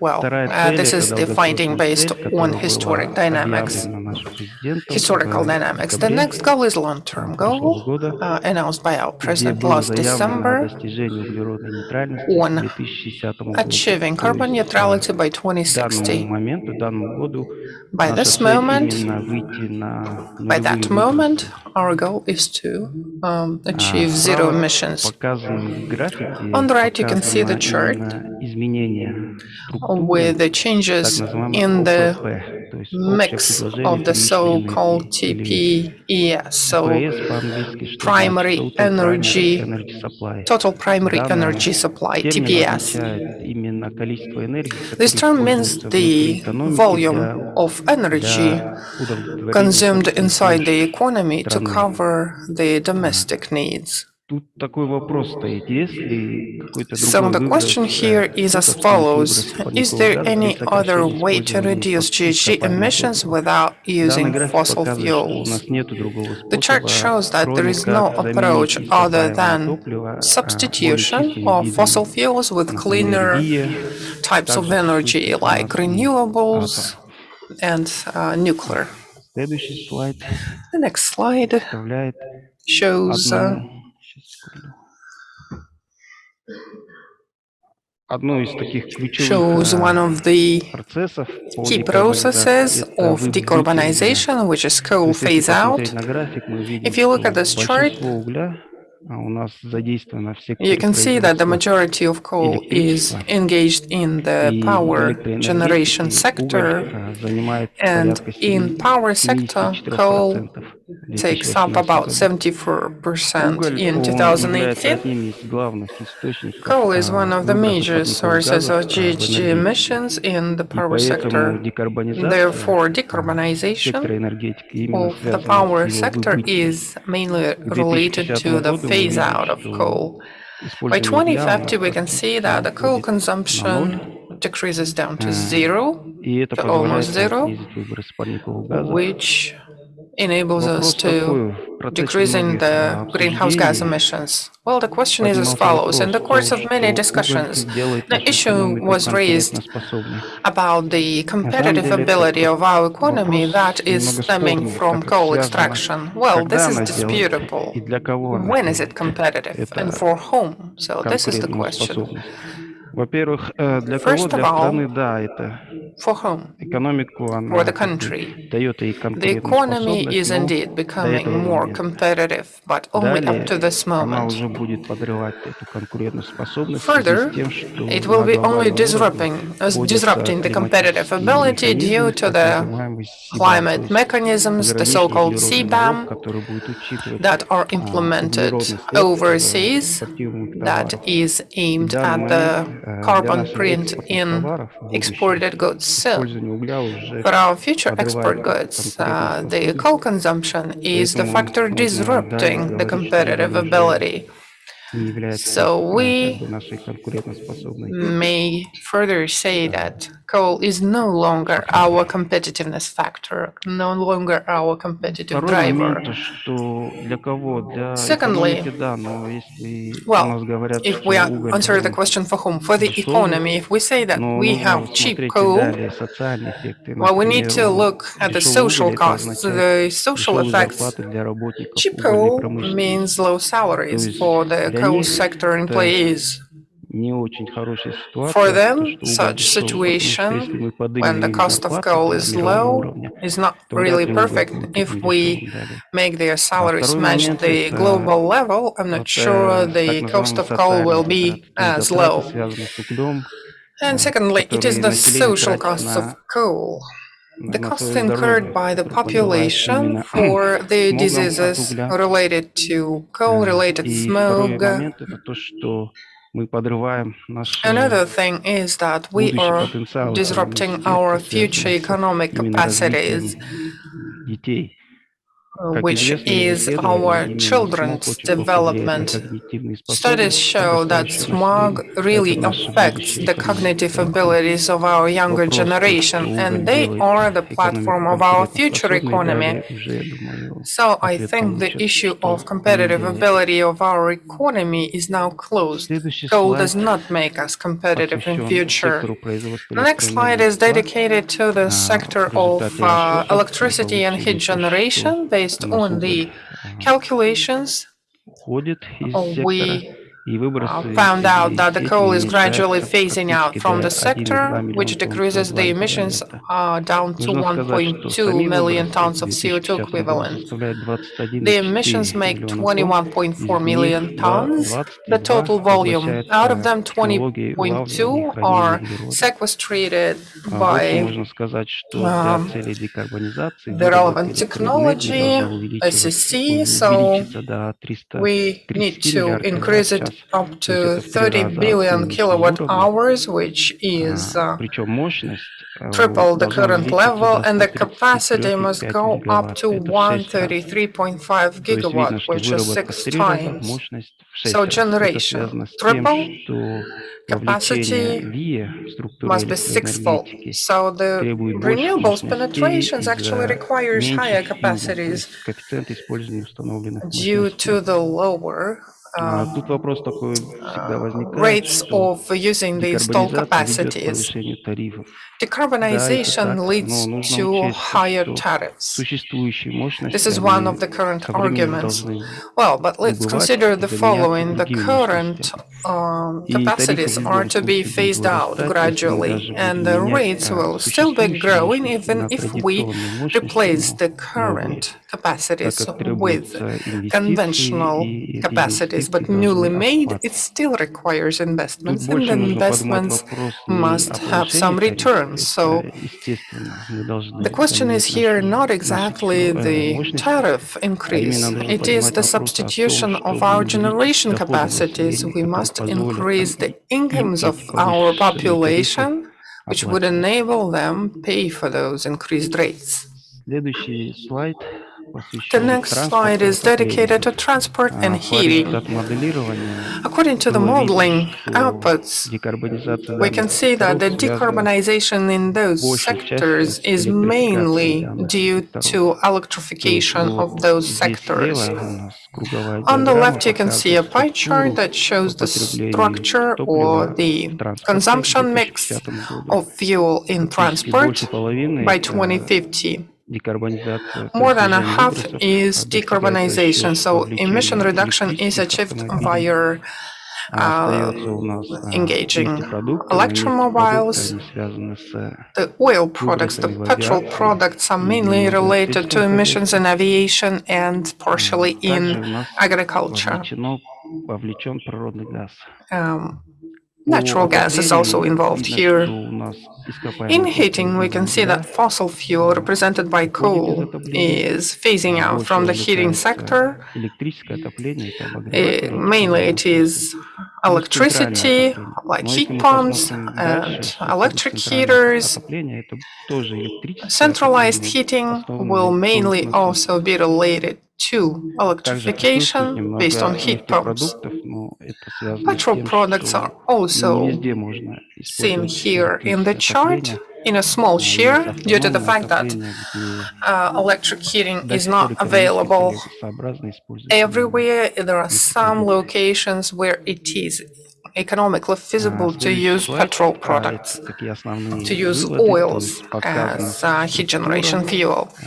These are my к major 2050 findings. You году. can see the Здесь mix видно by именно, 2050. что больше всего используется You в can будущем. see То what есть is у нас есть mainly ВИА, consumed in природный future, газ which is используется. renewables, natural Природный газ gas. используется для того, Natural чтобы gas is а, consumed for the для purposes маневренных of мощностей, чтобы flexible компенсировать нестабильность generation возобновляемых capacity to источников энергии. compensate for the У нас присутствует instability биотопливо. of the Биотопливо в renewables. We основном have используется в biofuel, сельском which is хозяйстве mainly для производства, consumed то есть в in виде agriculture. биодизеля для in the form of biodiesel скажем так, сельскохозяйственных for транспортных the needs у нас of структуре agricultural присутствуют machinery and атомные equipment. мощности We have nuclear и capacities too нефтепродукты, in как this я и mix, говорил, and они используются в авиации и oils that в are отоплении. used in aviation Дальше and такие heating. выводы краткие.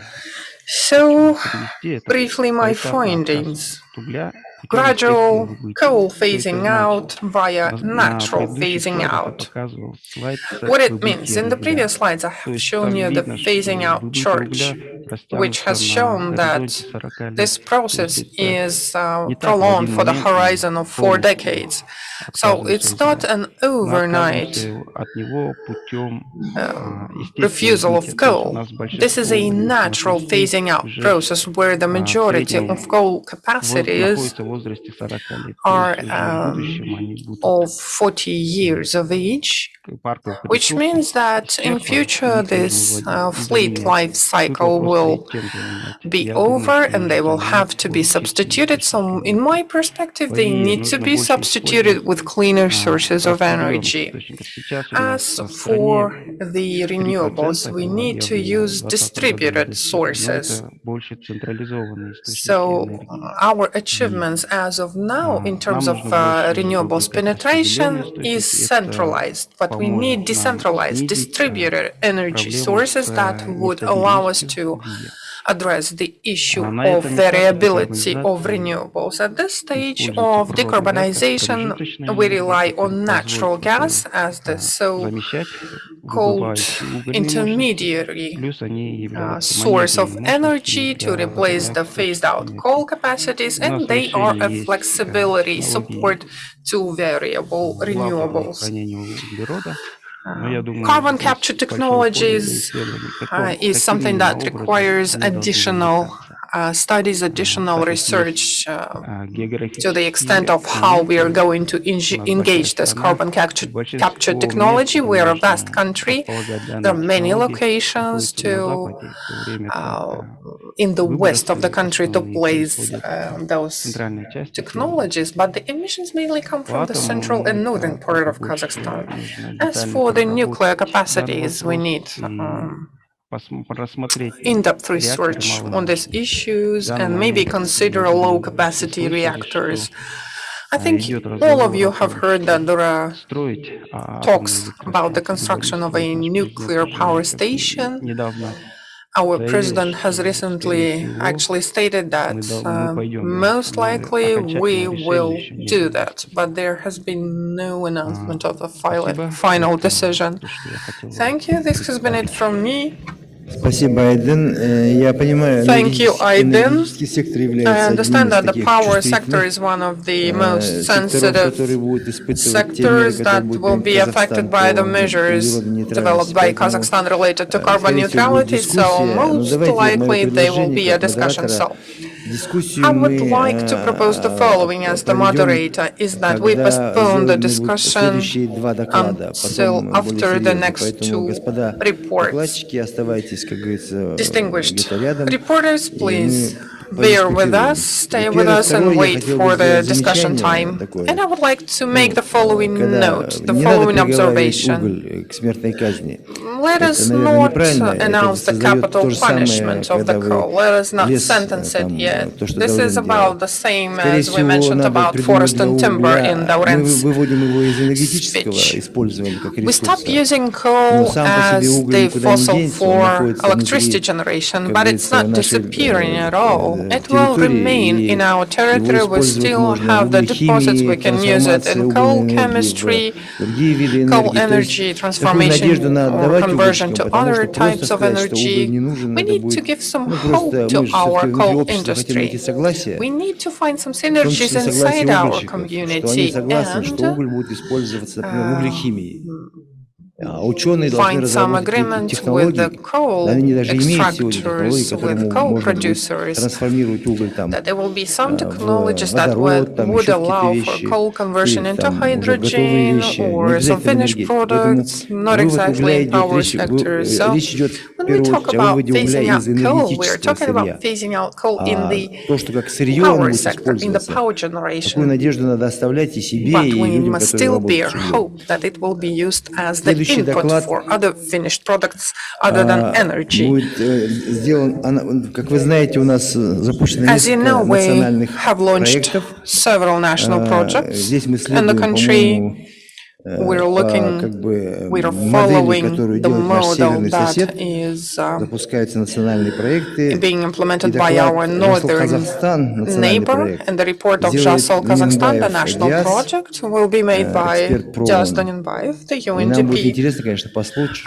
expert, and поскольку we would национальные проекты, be они interested являются, in listening to that because безусловно, national projects какой-то are надеждой на то, indeed что giving us начнется some реальная hope that there will be декарбонизация. some real decarbonization. So please, Yes. Diaz, the floor Добрый is день, yours. спасибо.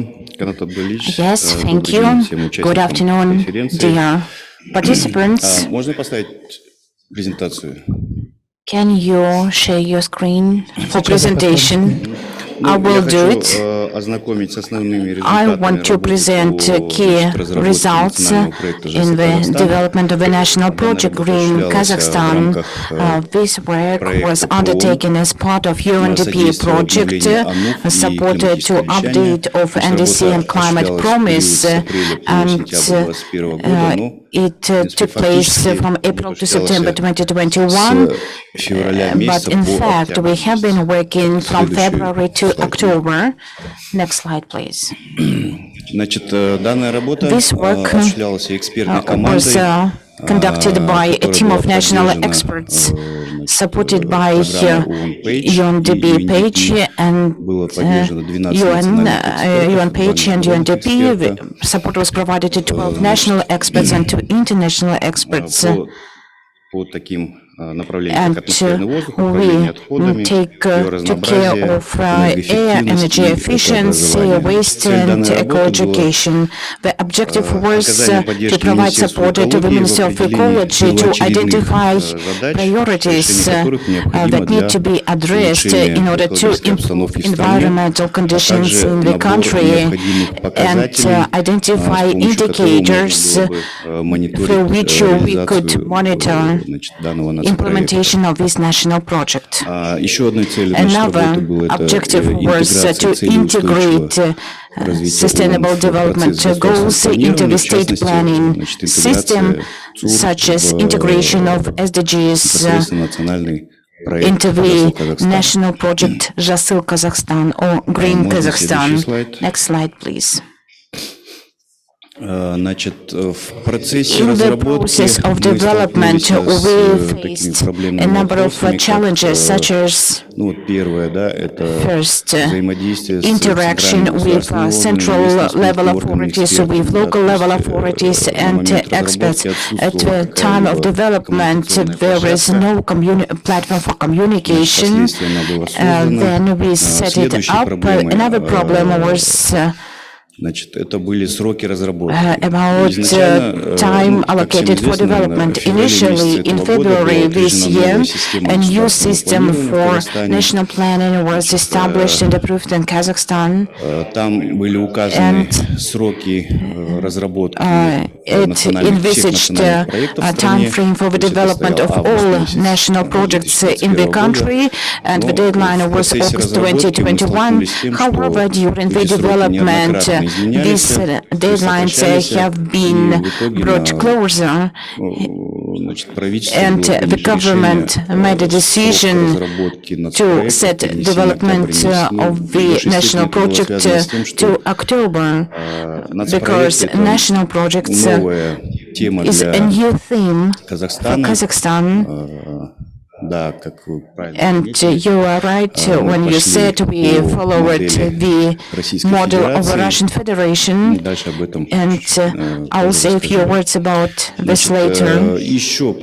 Another challenges faced by our team, the absence of any guidance on the development of national projects. The current legislation envisaged that some guidance should be developed, but in fact, they the guidance was approved in mid-August, at the time when all national projects were developed and submitted for coordination and no objection to different authorities. We used four projects, guidance and there were several versions, and it was not easy to navigate. Another challenge faced by the team of experts is limited engagement of authorities into environmental aspects of development. Such key stakeholders responsible for strategic development of the country, such as Agency for Strategic Planning and Reform, Ministry of National Economy, Ministry of Finance, the Prime Minister's Office, Presidential Administration, we faced to some extent misunderstanding of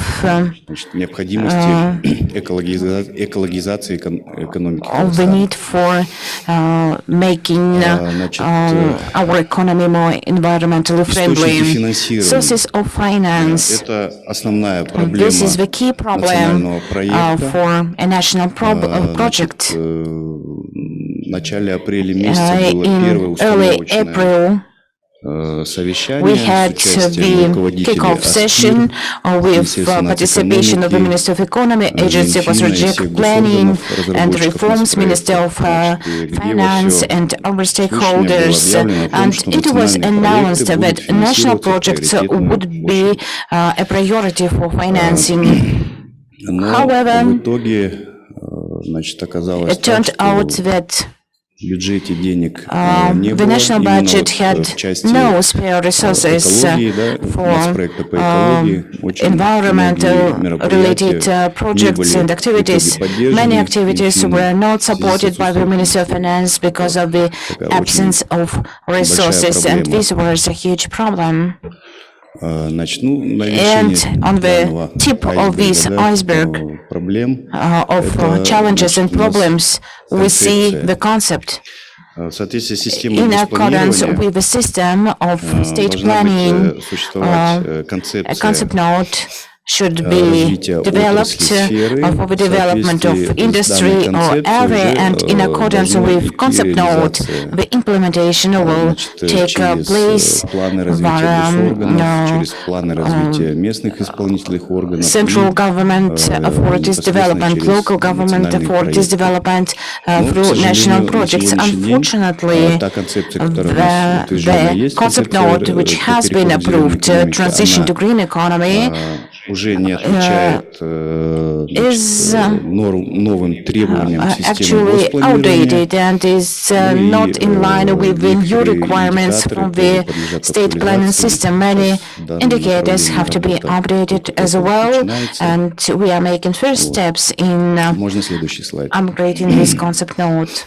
The first output was to identify the interlinkages of a project with high-level documents in the state planning system. Green Kazakhstan comes from the goals and objectives specified in Kazakhstan Development Strategy 2050 and Development Plan until 2025 and the concept note for green economy.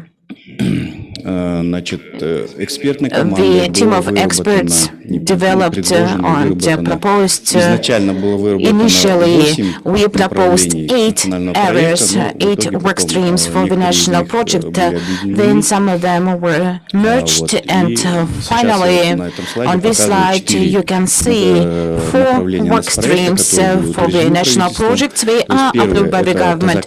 First is Clean Kazakhstan, which includes 3 goals: improve air quality in large cities of Kazakhstan, secondly, sustainable waste management, and number 3, сохранения is водных объектов to conserve water resources in the country and water sites. And this is in line with 3 SDGs. Another work stream is efficient Kazakhstan, which includes 2 objectives. One is the sound use of water, and secondly, energy efficiency. And these objectives are consistent with 4 SDGs. Work stream 3 in the national project is nature, which included 4 objectives, such as develop a network, biodiversity. Третья задача это у нас по сохранению conservation of рыбных ресурсов. fishery resources, and lastly, conservation and increase of forest plantations. And the final work stream is future environment, Значит, включает в себя which 2 задачи includes 2 по objectives, such интеграции as integration of аспектов environmental действующей системы aspects образования. into the existing current education system, and another objective is to create environment-related content in the country. Нет, ага, спасибо. Значит, следующим результатом работы Another является подготовка outcome is to prepare, to draft the national project and implementation plan, and I divided this process into 3 steps. Значит, на первом этапе During the first stage, or during the first steps, the team of experts prepared the national project Жасыл Kazakhstan, or Green Kazakhstan, which includes 8 work streams, 33 objectives, 72 indicators, and 172 activities. However, in future, the ministry decided to delete objectives related to water resources from the project because a separate water project was under development. Then, on the 7th of June, the Agency for Strategic Planning raised the issue to integrate integration of Green Kazakhstan project into the national project developed by the Ministry of National Economy, such as strong regions as a driver for development, and they requested to integrate that project into the water project. This sounded like a shock to a team of experts because the national project on environment should have become a part of a different project, which is different in nature. I understand that Green Kazakhstan and environmental ecology, these are issues to be addressed on local level as well, but we could not understand why such a decision was made. That's why the team of experts worked hard to justify and bring arguments against such decision, and finally were able to convince. And at the end of June, another decision was made by the Supreme Council on Reforms that the national project Green Kazakhstan will be a separate individual project which would include water component as well. Finally, we have Green Kazakhstan national project, which includes 4 work streams, 10 objectives, 19 indicators, and 50 activities. In fact, we had some gap with regard to activities, and I can explain why. Because many activities, they were homogeneous activities, they were merged into bigger ones, Конечно, большая часть мероприятий из данного many activities from this national project were not included because neither Republican budget nor local budget had resources for implementation of these activities. In general, the national project разработка его велась на основе was developed relying on Российской Федерации, on experience of the Russian Federation, but where we have differences in the Russian Federation, we have a three-tier implementation of national projects. They have national project per se, which includes federal level projects and regional level projects or sub-projects. Also, in the Russian Federation, they use a comprehensive approach to address environmental objectives. They had one big goal to the project to dramatically change environmental conditions and situation in the country, and this should have implications on public health in Russia. Unfortunately, in Kazakhstan, we have a different system of state planning, and we have a different model. We adopt the concept note, and then implementation goes through the development plans of central authorities and local authorities, and finally it was decided by the Agency for Strategic Planning that national project should not include all environment-related works, but only some anchor projects or major projects. And finally, this was the decision made by the government. Another outcome of our work is participation in discussions and meetings.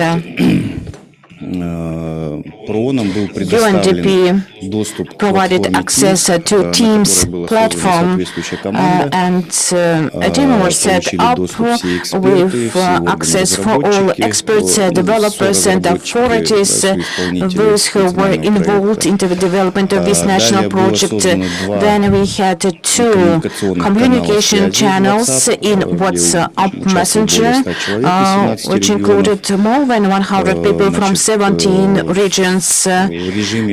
We had online Zoom sessions, 29 sessions with central government authorities and local governments, and we had offline 5 activities, and totally we developed over 1,000 files, and support to the national project by expert team was provided without interruptions 24/7. We didn't have any days off because the time frame was very tight.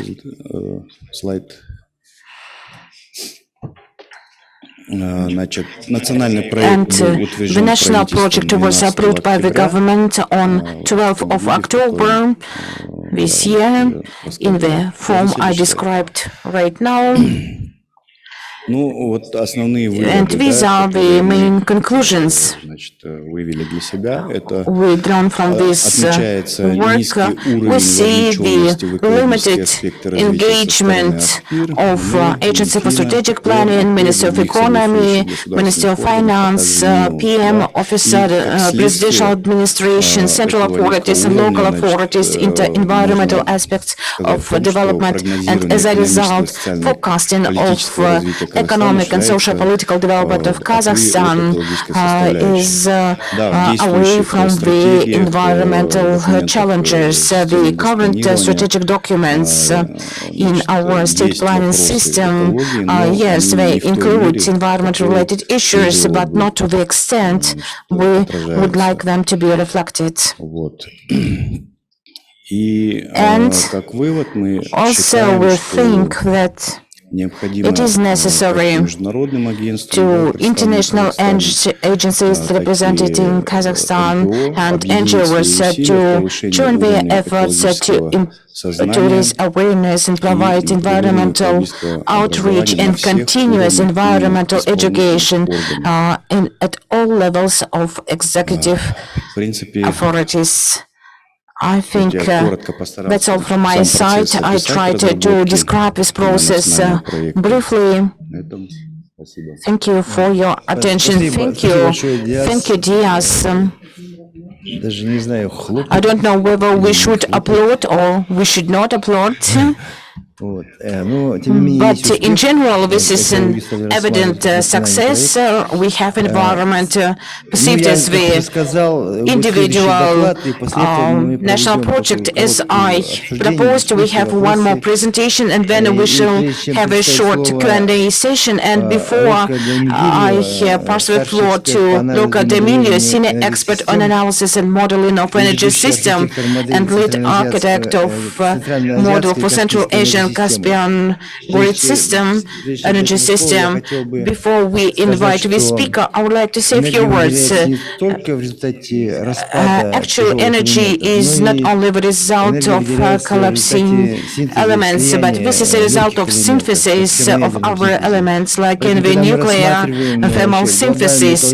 And when we look at global environmental challenges, it's very important to understand how countries cooperate, how they integrate into this process and address these challenges together.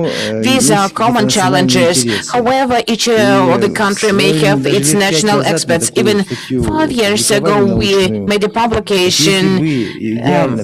If we ideally imagine Caspian countries and Central Asian countries, they have a well-established coordination and cooperation.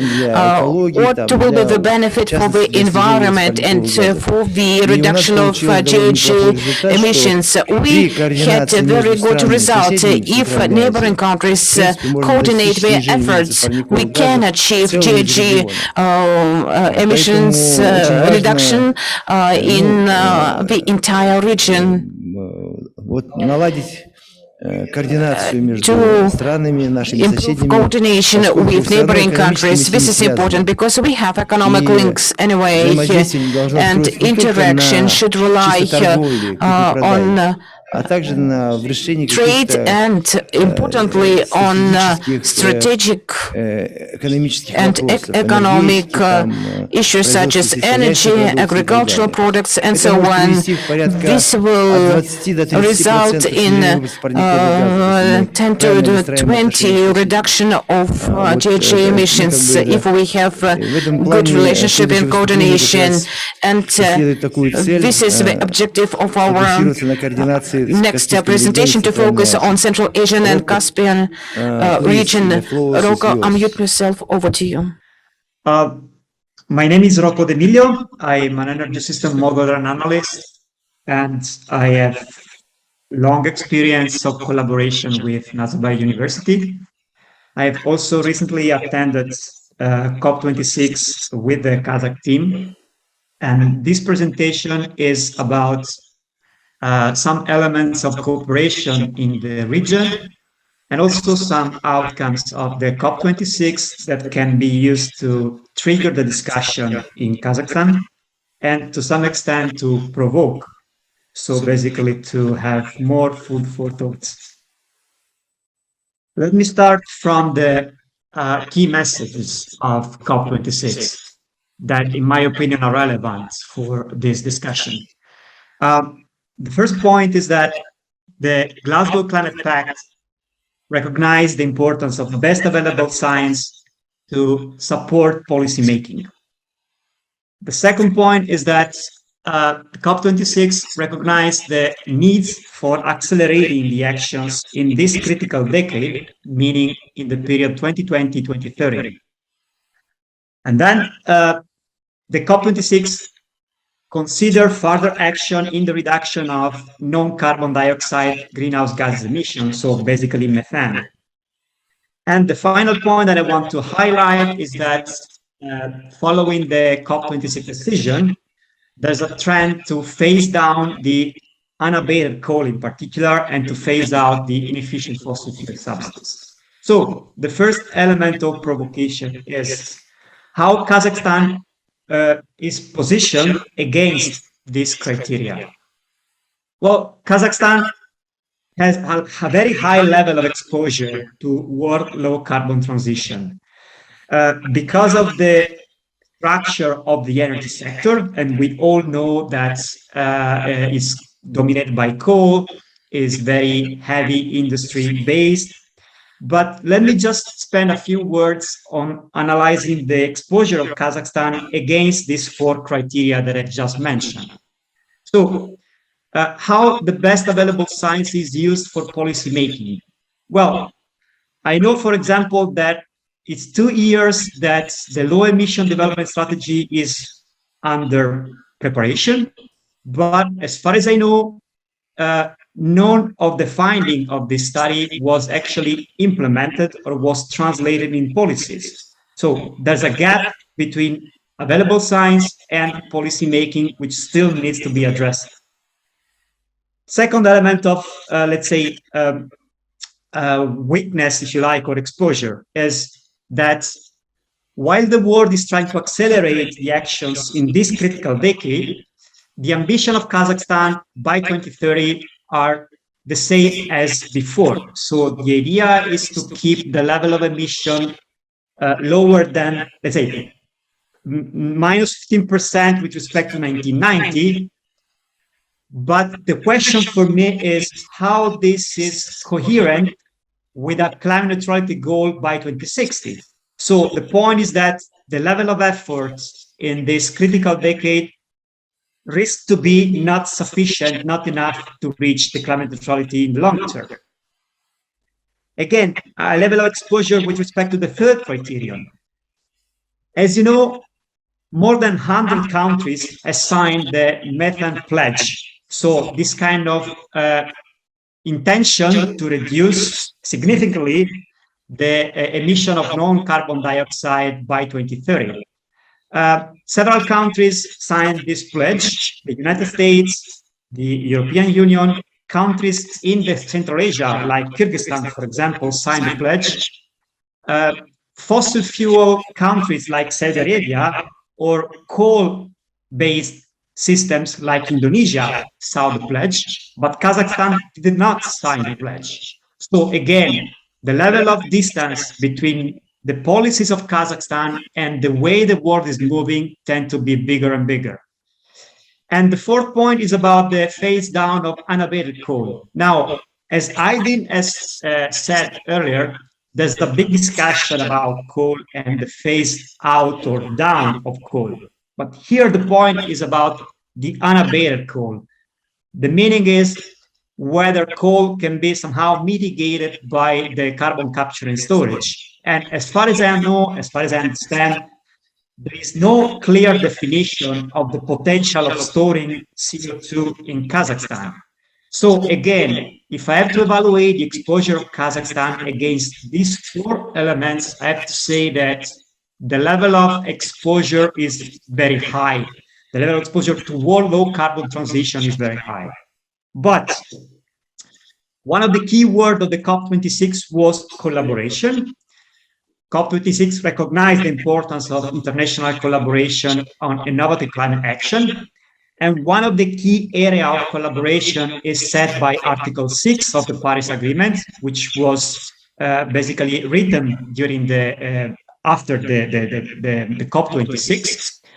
So what we want to do now is very quickly to understand how international collaboration can somehow help Kazakhstan in trying to turn the pattern towards something more sustainable.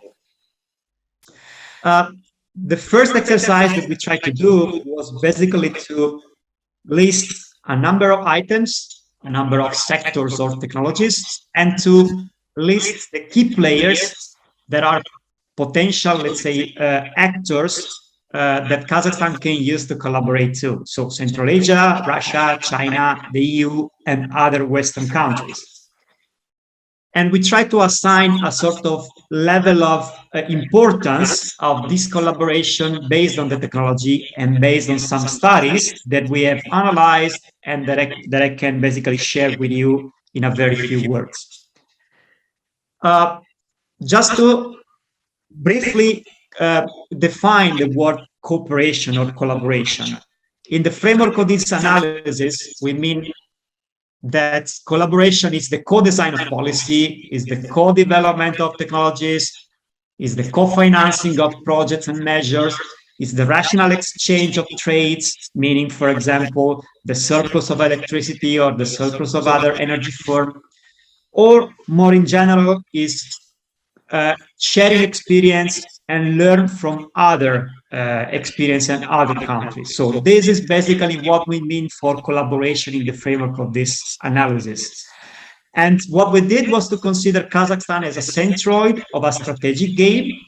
You see from the map, Kazakhstan is surrounded by some other players, and to try to understand what potential area of cooperation exists with these key players surrounding Kazakhstan. Now, the first experience that I can share with you is the experience of Kazakhstan in Central Asia. I am the lead architect of a model which actually aimed to analyze the synergic strategies of Central Asian countries. Kazakhstan is one of the countries. And in the framework of one European project called Paris Reinforce, we undertook this kind of strategic analysis, and we analyzed several strategies and several country-specific actions, and how these country-specific actions can basically converge into something which is good for Kazakhstan. In particular, we analyzed strategies related to watergy, so the exchange of water and energy, the co-development of renewable energy projects, the co-development of infrastructure, and the co-development of hydrogen value chain. You can find some information about this kind of exercise if you click on the website of the Paris Reinforce project. When it comes to analyze the potential area of cooperation with Russia, I just want to mention some keywords here. When I have analyzed the energy strategy of Russia, which was also presented during the COP26, I found some two levels of importance, I would say. The first one is the current lines of priority, which is driven by the carbon sequestration, so CCS, and nuclear energy, and hydrogen to reduce the energy intensity in view of the cross-border adjustment mechanism of the EU. So for Russia, it's very much important to try to reduce the energy intensity of their products to stay in the market and to try to export their goods to the EU market. And the second order of importance for their energy strategy is the deployment of renewable energy and the deployment of hydrogen production clusters. One of these clusters is the southern cluster that in principle can involve Kazakhstan as well. So what are the key elements of cooperation with Russia? Well, you can co-develop some strategies about the hydrogen sector, since both the countries can be involved in this kind of cluster. And you can see whether the carbon sequestration and the nuclear energy are somehow interested options for Kazakhstan as well. So we can learn from what they are doing to some extent. If we look at China, well, here I can bring another direct experience, because I have prepared a paper, a scientific paper with some colleagues working in Harvard about the possibility of finding mutual synergic strategies between China and Kazakhstan. As you all know, China has announced a climate neutrality goal by 2060. And what we did with our colleagues was basically to try to see whether this ambition of China can generate some surplus of energy that can be used for Kazakhstan for free or almost for free. And what we figured out is that China, in the development of the massive renewable energy potential, might have some very cheap surplus of hydrogen that can be exported at the border of Kazakhstan. Because, as you all know, the demand of China is here, but the potential of renewable China is here, so very close to the border with Kazakhstan. So potentially Kazakhstan can benefit from free riding, which means that can benefit from strategic plans of other countries to import CO2-free energy. Of course, this has a lot of implications in terms of geopolitics, but this is the matter of discussion of us now during this event and afterwards. You can find some more details of this analysis if you just Google this link. But also, the EU and other Western players can actually play a role to support Kazakhstan in the transition to climate neutrality. First of all, we can learn from the EU lesson. The EU is basically pioneer in this idea of going neutral by 2050. And there are some pillars of this strategy which are basically summarized here.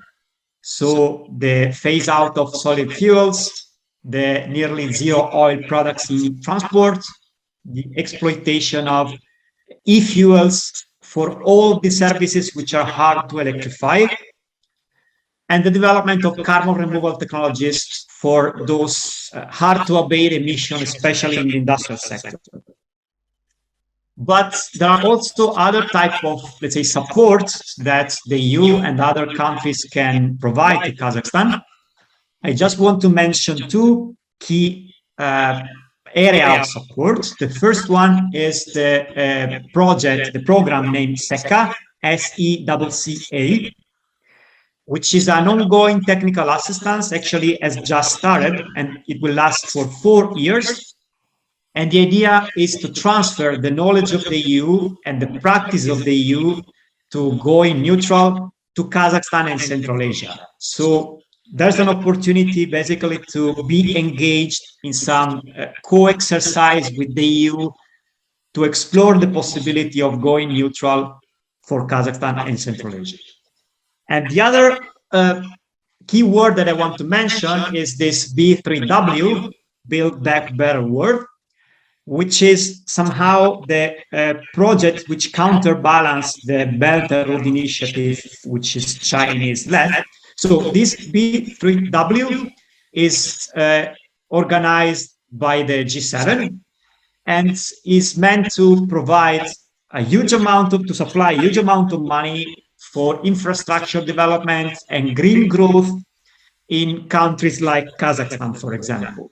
So the overall, let's say, the conclusion of this is that there is knowledge, there are money, there are lessons that we can learn from others, there are spaces for synergies to basically bridge the gap between what would be the ideal world in the climate neutral 2060 of Kazakhstan and what is the current situation of exposure of Kazakhstan to the low carbon development of other countries. This is pretty much what I wanted to say, and thank you for your attention. I'm available for any kind of question. Thanks. Thank you, Rocco. Thank you very much for your kind presentation. Давайте мы сейчас перейдем Let us now к дискуссии, open the floor for вопросам. discussions. По всем сделанным презентациям All of the presentations and notes made начиная с первой до последней. Если есть вопросы, as of now, надо, видимо, нам сделать экран. if you have any questions, I think Поднимайте руки, у вас есть там такая кнопочка для поднятия рук. raise your hand. There is a И я reaction прошу button that you задавать could любые use. вопросы. У нас Please здесь ask есть и whatever госорганы, questions. есть We и have the ПРООН, public есть неправительственные, officials, we есть have докладчики, которые UNDP. готовы отвечать на все We have вопросы. speakers ready to Пожалуйста. answer any questions. Ну, дайте ей слово. Могилюк, пожалуйста, дайте Miss слово. Могилюк, please. Она Добрый день, коллеги. Dear colleagues, greetings. Thank you for the opportunity to speak. I will be speaking as the chair of the Environmental Forum of the Republic of Kazakhstan. Svetlana, just a second. This is not an opportunity for you to speak. This is more of a discussion, input, commenting on the speeches that have been made as of now. Questions, comments, feedback. So please stick to the agenda. Yes, absolutely. It will be a feedback from me. I just introduced myself, saying that I will be speaking on behalf of the civil society. I would like to give a feedback to the interesting report on the national project and the words of experts related to the public engagement, awareness raising, and so on. Before the Glasgow, we have conducted community meetings, civil society meetings at the side. They were voiced at the side event of the Central Asian Pavilion, and one of the key messages is that there is lack of engagement of wider public, wider civil society in the development of the programs, of NDCs, of the national projects, the low carbon development doctrine. So this is one thing that I would like to note, and probably by the end of this conference, by the end of this talks, maybe some reactions will be made. I would like to note one other thing. The national project funding is now quite challenging, and locally, at local level, we can see the following issue. With the new environmental code, there is an opportunity for channeling all of the funds collected from the natural resource users to environmental protection programs, but such programs locally are quite weak. I am the member of the relevant board here in Pavlodar region, and the adaptation issues, low development, they're actually very weakly reflected in the local level programs, environmental protection programs. There is lack of engagement of the local executive bodies and local communities to think. We must look into this opportunity on how to integrate the regional development plan, considering that the budgets will bloat, the environmental budgets will bloat there. So how can we channel this to actual environment protection? So I echo the speaker. The funding system is not yet perfect. It does not allow for integrated efforts.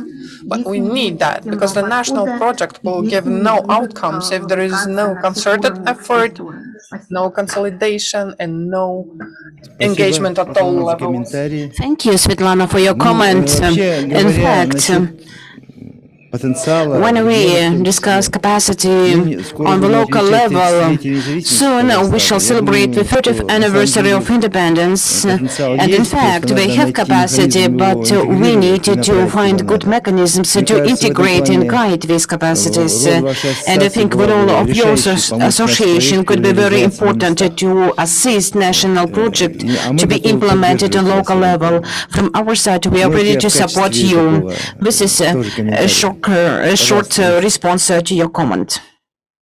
Any other questions? I have a question. I have a question to Diaz. Jasil Kazakhstan, Green Kazakhstan, a very interesting project. And someone was talking about renewable energy, distributed resources. How can we promote it and achieve integration between the industry, local awareness, colleges and universities, renewable energy such as wind farms, solar energy for pump stations? regions, in remote areas, in villages. Do you think that it is possible to promote such type of projects to take energy from north to south, which is historically experiencing energy deficit? Do you think that you provide support to this type of projects? And of course, I understand that we need to engage different ministries. On one side, we have Ministry of Water. On the other side, we have Ministry of Energy.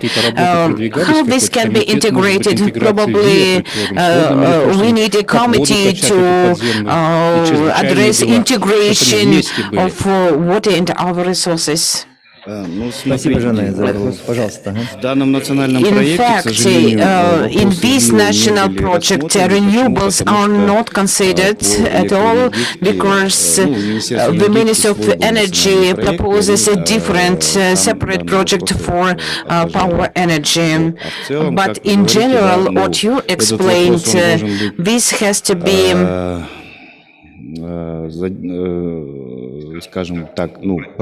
this has to be specified in the concept note first for green economy, and then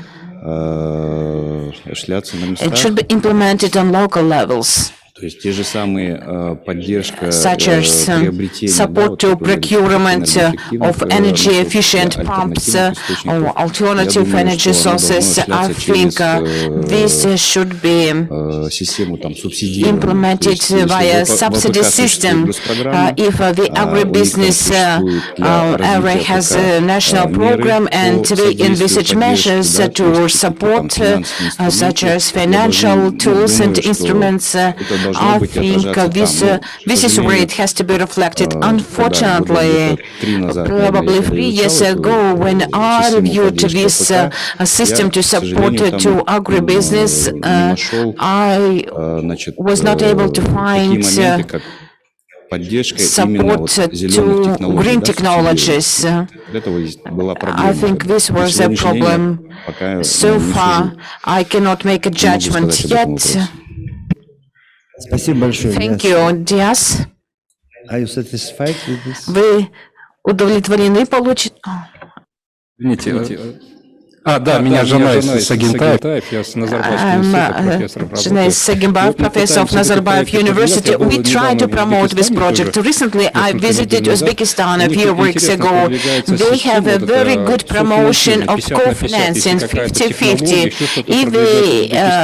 If they wanted to promote some technology, the government will cover 50% of expenses. Even research-based projects with Germany and so on. In Kazakhstan, we had some time ago a similar initiative, and it seems that a lot of information is classified, so there is very difficult to find access to this information from ministries. Probably there are some investors from the West who are ready to invest, but it's very difficult to find appropriate information. And I think in general it's a very good idea to have co-finance projects, and in fact many companies are ready, but they need access to information. Thank you, Professor, for your input, for your question. Actually, there is no one who can answer this question, no answer at all. Of course, the government tries to act as an open government, but so far not any information is available yet. And I think the general public should be active as well, and they should claim and insist that they need some information disclosed. Probably it is not classified. They just forget to make it publicly available. Actually, you are not responsible for the government. May I propose a short comment? I am sitting next to you. Good afternoon. I am ready to welcome you. I was very pleased to see old friends and meet new friends, to meet experts, and we are proud of your works, especially Dias Deminbaev. I reviewed this document from A to Z. You have made so many efforts, you had so many meetings to convene, to collect, and finally produce a document which is very topical, and I'm very glad to meet Professor Sagibayev, and thank you for your comments. I think it is important that you can reinforce this document with your global vision. Nice to meet you, to see you again, because we've been working with Roko from 2012, since I was a junior researcher at Nazarbayev University, and I miss you very much. I hope we will meet again here, or maybe I will travel to Milan and we will say hi to each other. And thank you. Thank you very much. Thank you. Question to Roko in the chat box. Roko, I think you answered it, but I will read it out again. Can you explain what kind of collaboration you meant between Kazakhstan and the Russian Federation in hydrogen? This is a question from Aliya Kostayeva. I hope you can hear me. Yes. I need to type the answer, but I can answer it online.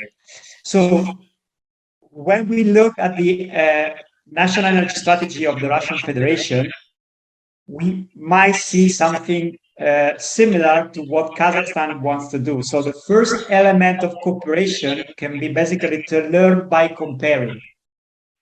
And this is the first very simple element that I wanted to suggest. But the second one, which is probably the core of the question, is about hydrogen. Now, Russia has a very precise hydrogen strategy, which is basically designed in two main steps.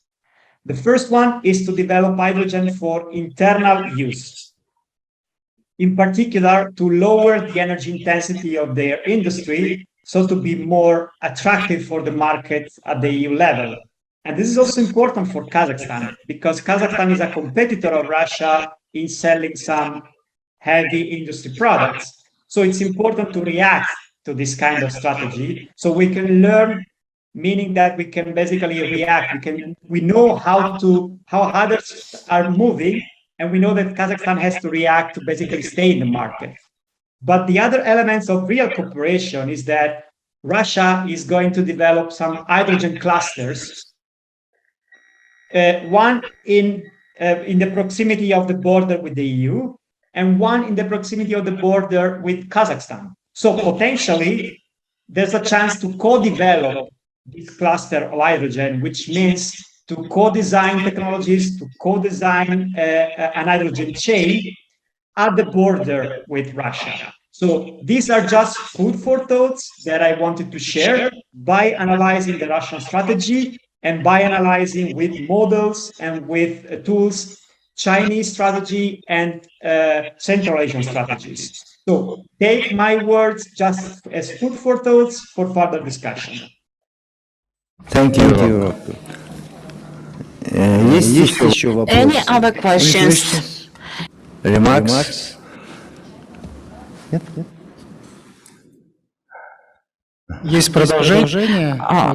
Actually, we have a continued discussion in the chat box from Ayana Dostanbekova. Ayana, you are welcome to unmute yourself to avoid this correspondence. Ayana, please unmute yourself. If possible, can I say it in English? Yes, you can. No problem. So thank you very much for your presentation, and I'm curious to know what are your personal contributions and initiatives towards climate change? The question is to? To all of the speakers.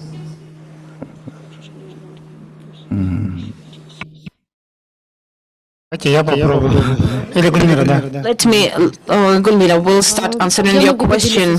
I can share my experience, my personal experience, my personal contribution.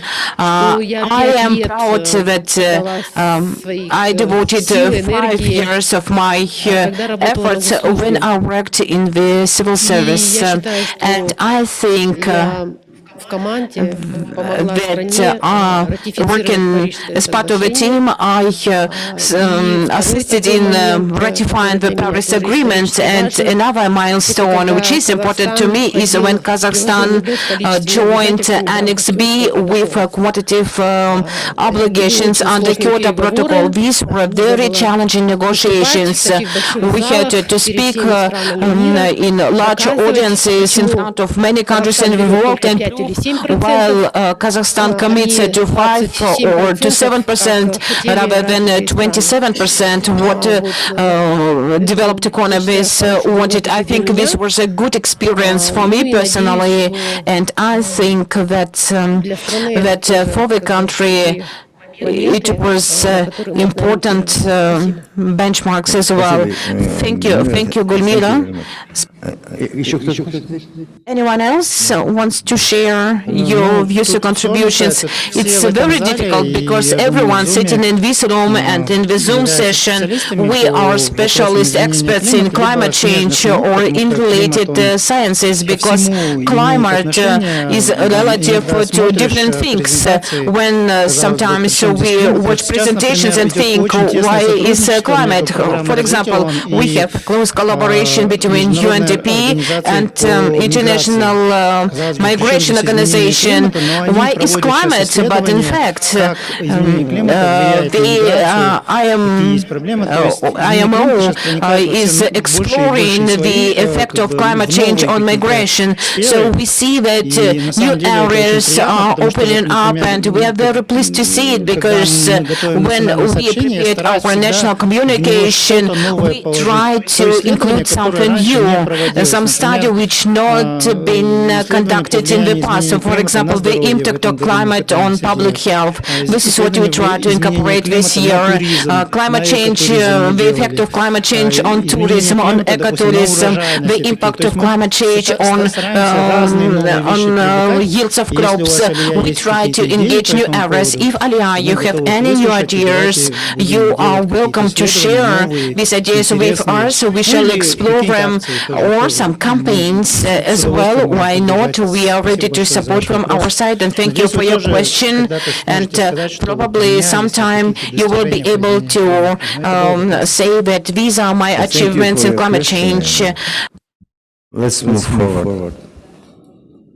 I will not share my contribution. I will need too much time for that. Okay, thank you. In fact, we planned lunch, so I suggest that we return at 2 o'clock. The majority of presentations were intended for the afternoon session, and we apologize to our speakers, and we hope that you will join us.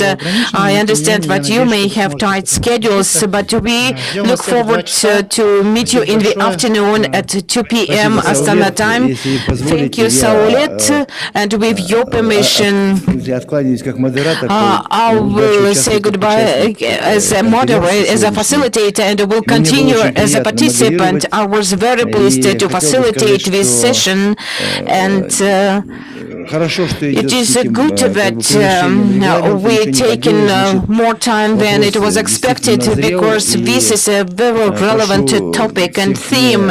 And dear participants, please do not be upset that we take longer time than expected, but I think this is the beginning of a very large effort to involve Kazakhstan, engage Kazakhstan into a carbon neutrality process, to understand the process and understand what it means for general public. And we need efforts of non-governmental organizations, from expert community, from the government, represented by ministries responsible, and it seems that all ministries, not one, are responsible for this topic, and academia, universities, their role is very important and significant for dissemination the knowledge of the knowledge in free languages.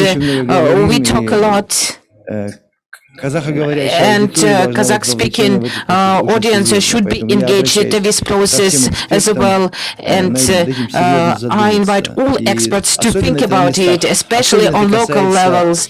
And this is about Svetlana Mogiluk and the Association of Environmental Organizations, because this is a huge proportion of people speaking Kazakh language only, so we need to think how to engage them as well.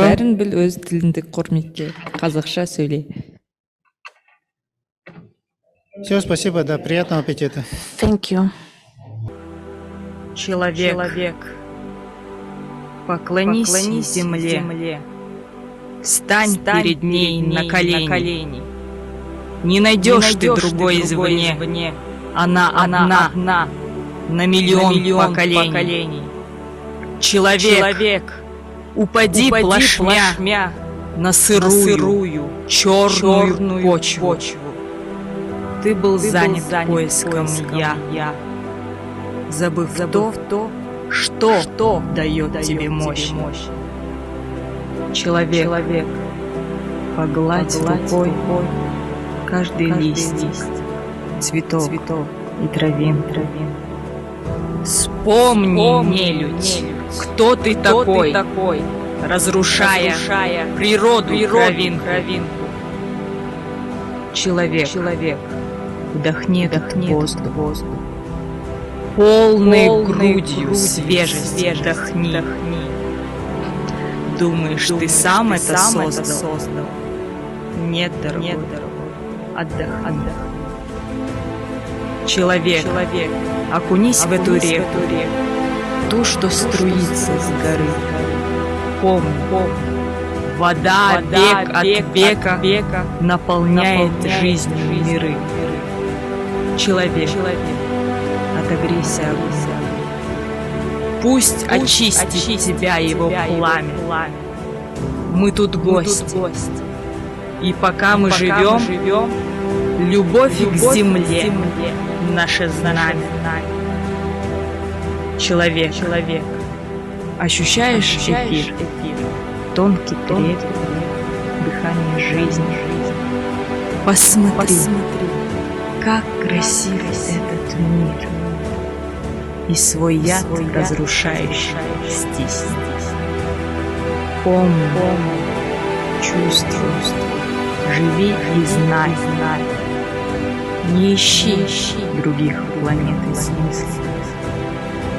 Это земля — наш дом и наш рай. Твоя цель — не расплескать коромыслов. Так, уважаемые коллеги, Dear colleagues, I suggest we start. У нас следующая сессия We называется have our next session, Global Warming Challenge, Adaptation and the Water Resources in Kazakhstan.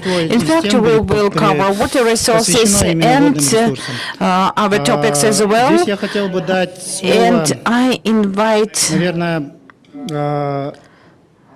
Виталий Сальников, Dean of Geography and Environmental Management Faculty, named Al-Farabi, my alma mater, and many experts on climate change studied in this university.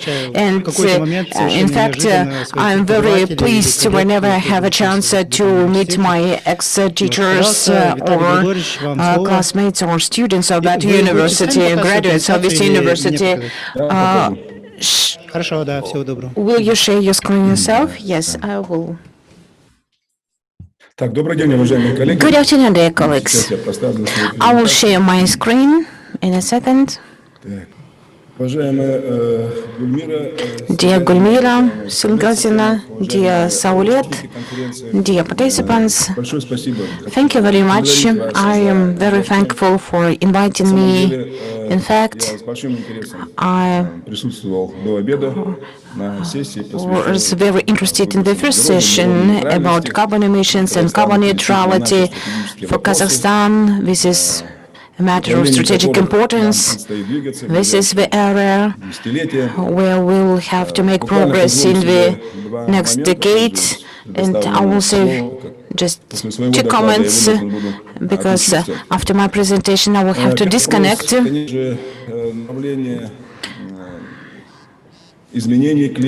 Climate change, adaptation to climate change, and especially mitigation of impact of climate change via reduction of GHG emissions. These are important areas, and many speakers and participants said that the awareness of general public is quite limited,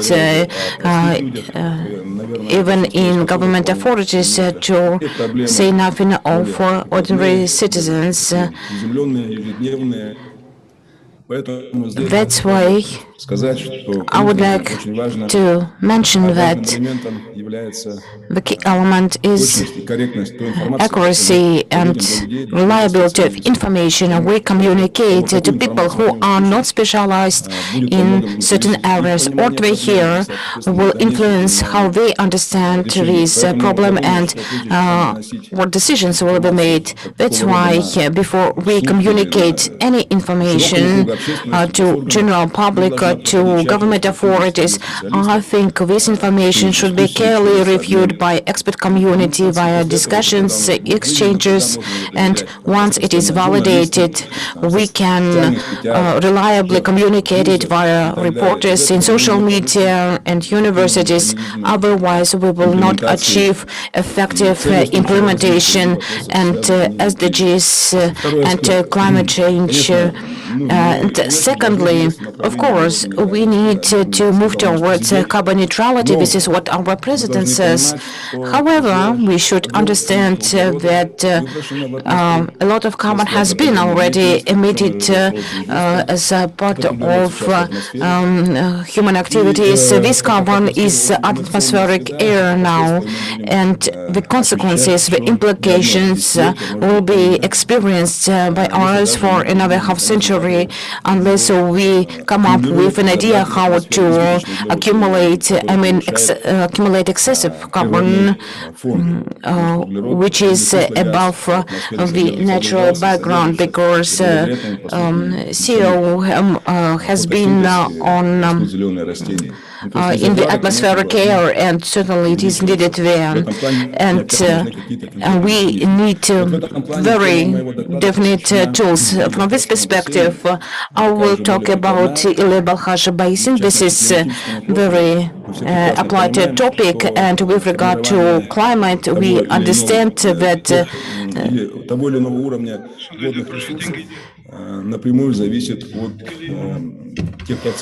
and development of the process happening in atmosphere. And why this basin is very interesting, because it is cross-border, and its condition influences the ecosystem in such a densely populated region, and to make appropriate strategic measures and activities and to put goals correctly, we need to understand what's happening in terms of climate change in a particular region. This is what my presentation is about. The work has been conducted with the support of UNDP, for which I must say a special thanks to UNDP for specific steps to better understand the existing processes, and that would be a stimulus for further adaptation measures. The traditional parameters to analyze the climate change are temperature of the ambient air and the precipitation. In this research, we have analyzed the annual trajectory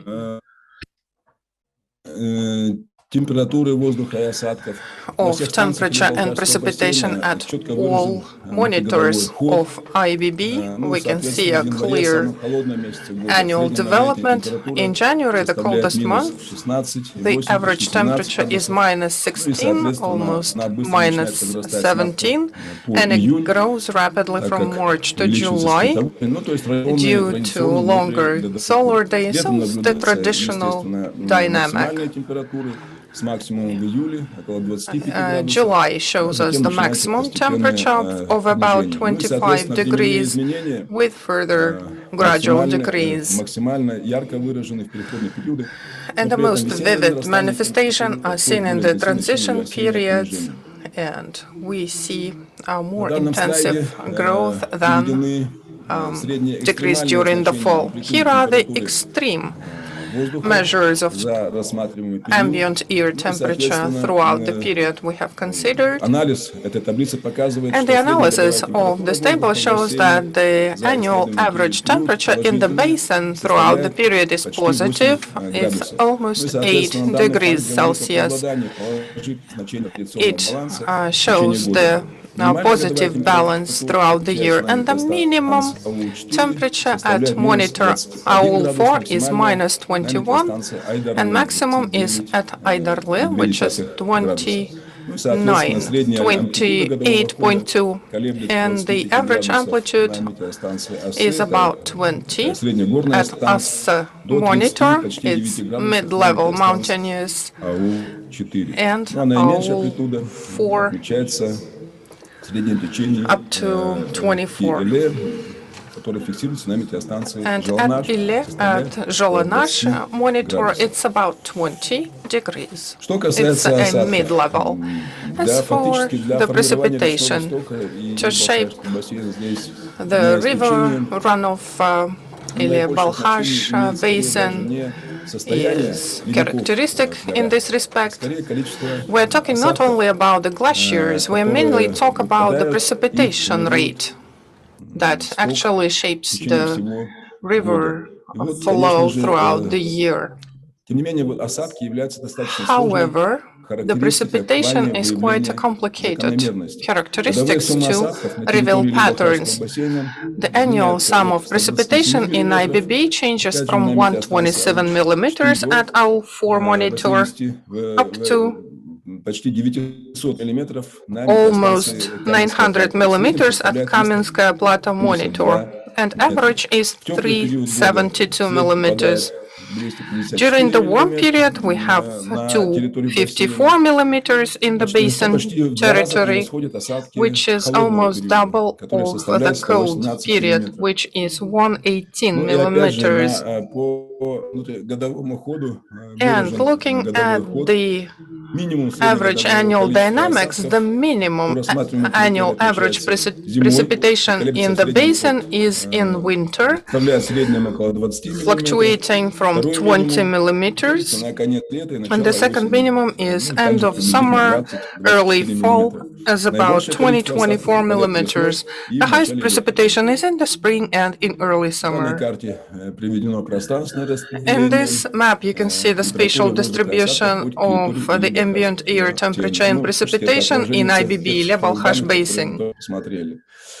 So it's based on the data that you have previously seen. So the trend analysis of climate phenomena, I will not analyze each of the charts shown here. I will just say that across the basin, overall, we see a decrease in the number of extremely frosty days, and we see a growth in the extremely hot days.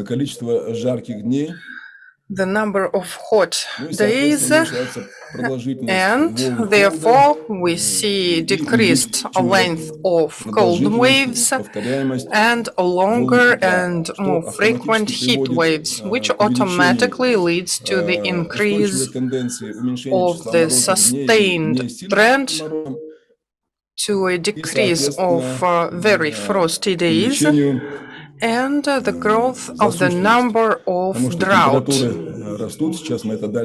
days. We see that the temperatures are growing.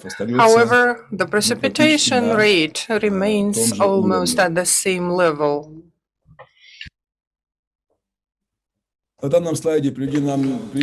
this slide, you can see the data of multi-annual fluctuations of ambient air temperature. These are standard temperature characteristics. In this slide, you can see the temporal development of annual monthly ambient air temperature and precipitation based on one monitor.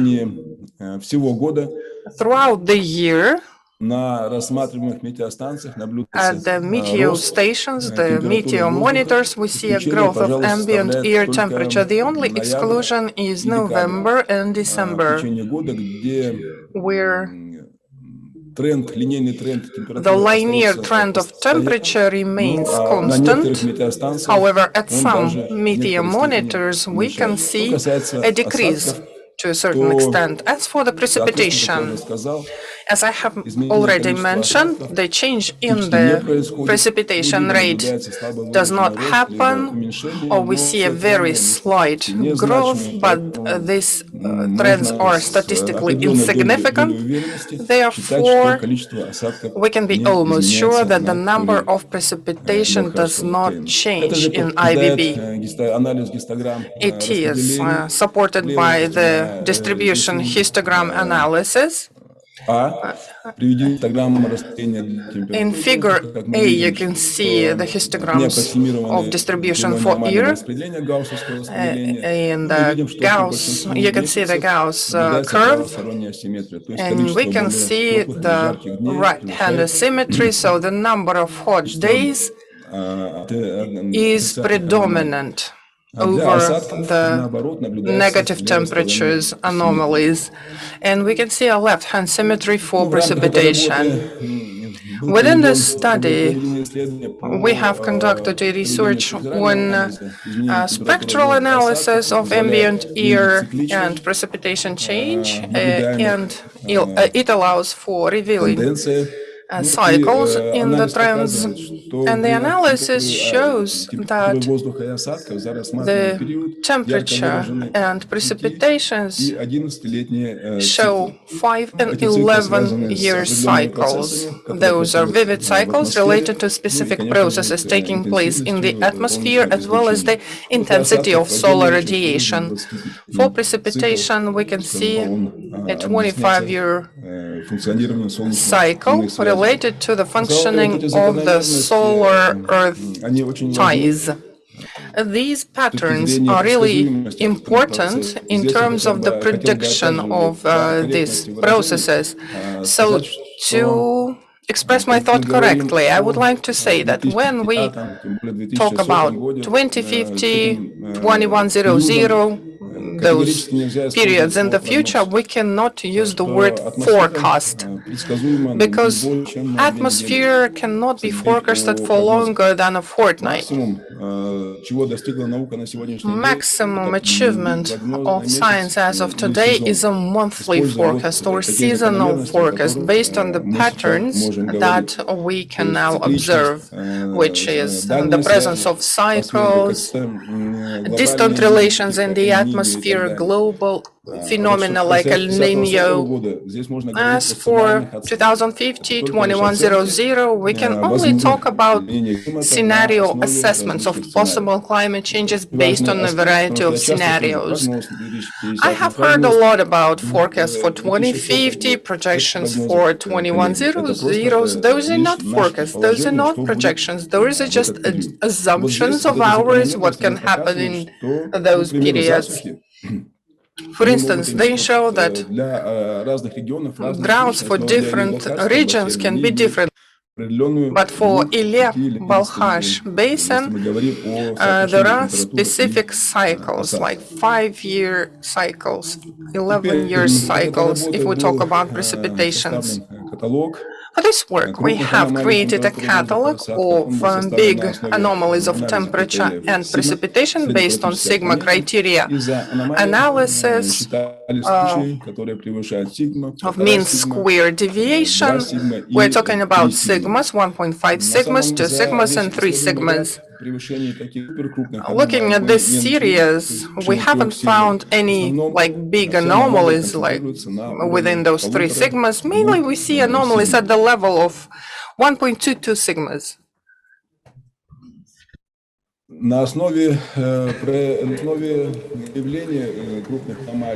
Based on the serious anomaly phenomena, we have created a catalog and revealed extremely cold and extremely hot years based on those criteria. And in this table you can see that the 3 sigma level is almost not observed, if not for some really extreme months within very extreme years during summer and during winter, when 50% of IBB was captured by serious anomalies, from 75 to 100, from 50 to 75% of the territory of the Ilya-Balkhash basin.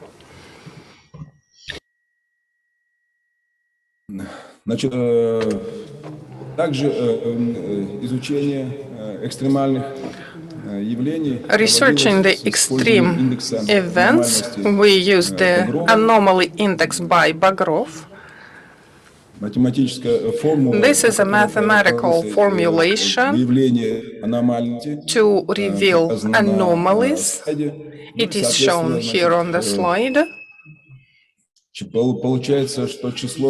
And it turns out that the number of cases with a criterion of insignificant anomaly is found in 80 to 100% of all years, and middle to high anomaly 1 to 5 cases a month, not more than 15% of all the years.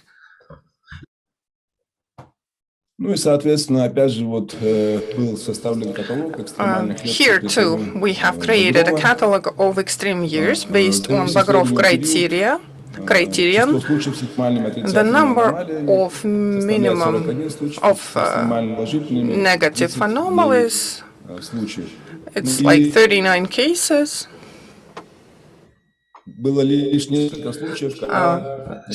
Extreme negative 41 and extreme positive 39. And we have seen subsequent years with high extreme values of K parameter, which is 1996, 1997, and September of 2015. And now about precipitation. We have looked at the norm, or repeated norm for 3 classes of precipitation. So norm is from 80 to 120, below norm is 80%, and over or higher than the norm is 120%. Relative to the multi-annual average value. And we have come up with the number of 39 to 48% of the entire number of cases, and the number of excess precipitation changes from 14 to 17, which is 28 to 34%. And normal precipitation years are repeated less than all others. It's no more than 9 to 15 cases, which is 18 to 30%. And in this chart, you can see the reproduction of 3 classes of precipitation in Ilya-Balkhash basin. And the analysis of those charts shows that the maximum number of years is shown at Aydarli and at Kegem in April. The minimum years with excessive precipitation is 12 cases in January at Aydarli and in July at Kuygan Meteo Monitor. Excess precipitation is shown at Zhalanash in April and July and at Al4 in January. And the year can be considered as an anomaly if we see the same class of precipitation. And we have come up with a catalog of extreme years for all classes, the hard and less hard criteria in two columns. So less hard criteria shows less years with anomaly than according to the hard criteria. And for the class below norm, we can see 262 and 130 for the class over norm. So we can see a vivid prevalence of the situation of below norm. So in the Ilya-Balkhash basin, we see predominance of anomaly years with the shortage of precipitation. And an interesting pattern you can see here, the shortage of precipitation in IBB is shown across seasons, more often in the first 3 decades. As for the class below norm, we can see it from 2 to 4 months in sequence. So it's a direct indication of upcoming droughts.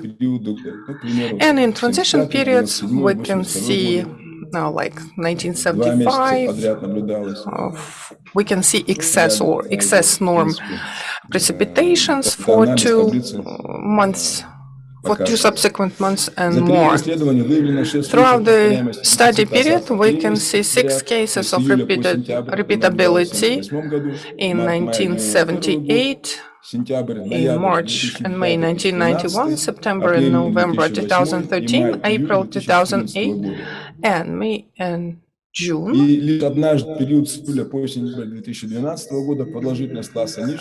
the repeatability of the class below norm was once for 4 months.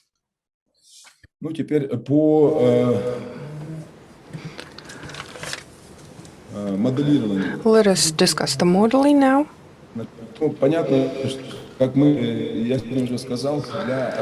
I have mentioned that to assess the possible changes of temperature and precipitation modes, there is a set of models for various scenarios. It is commonly adopted to use RCP 4.5 and RCP 8.5 for middle and hard scenarios,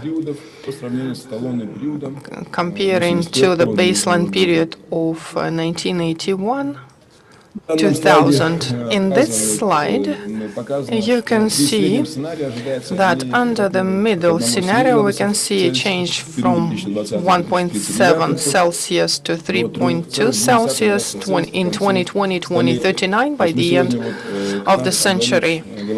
Kanat Abdualevich mentioned 1.5 degrees, that is the current target for the global community, but in Ilya-Balkhash basin we see an exceeding number. So we may say that it is more vulnerable to the climate change observed. The precipitation in IBB will not be changing significantly in both scenarios, in both RCPs, or maybe a 19% increase in the second half of the 21st century.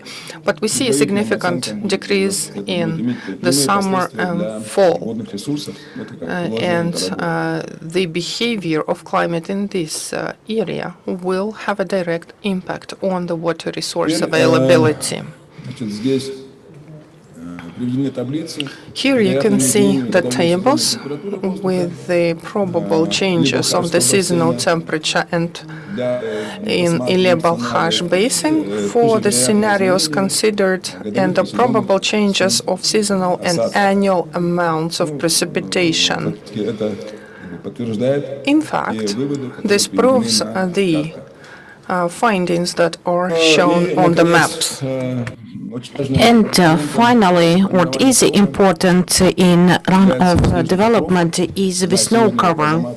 And Azamat Kwazov will make a presentation on snow cover. And we looked at this issue as well. We may have some evidence what is happening with snow cover development and runoff.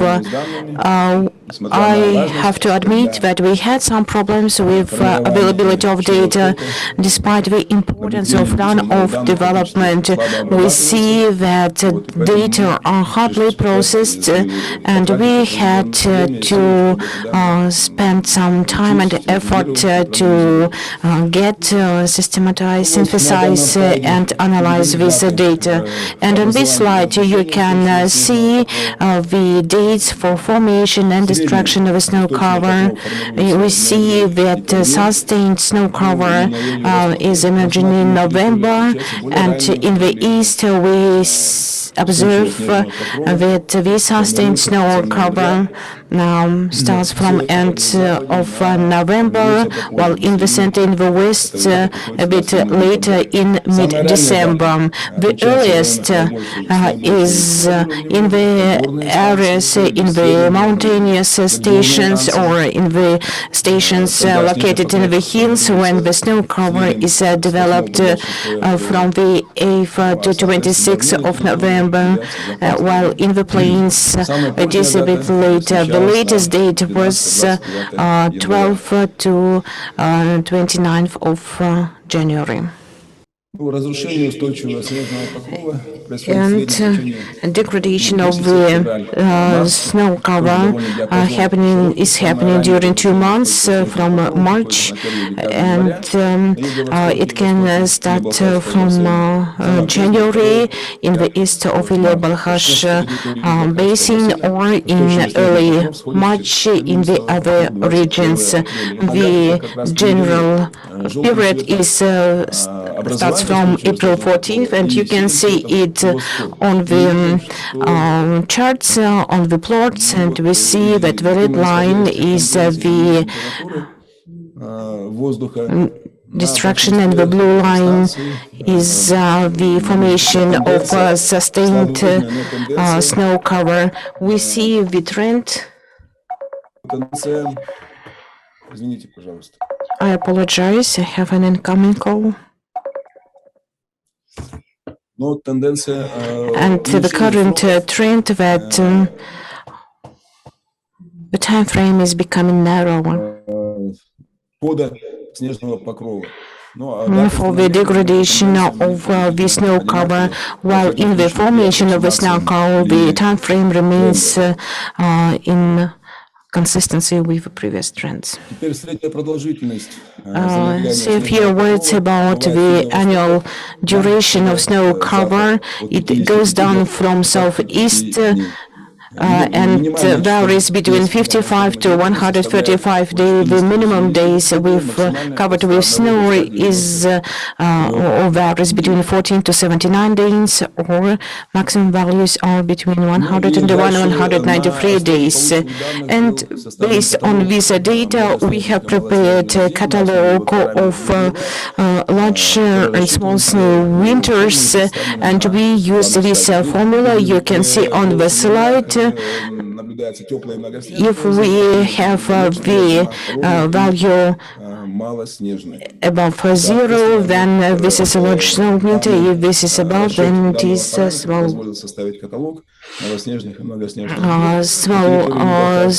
snow winters. And based on these estimates and data, the catalog of large snow and small snow winters have been prepared, and we see that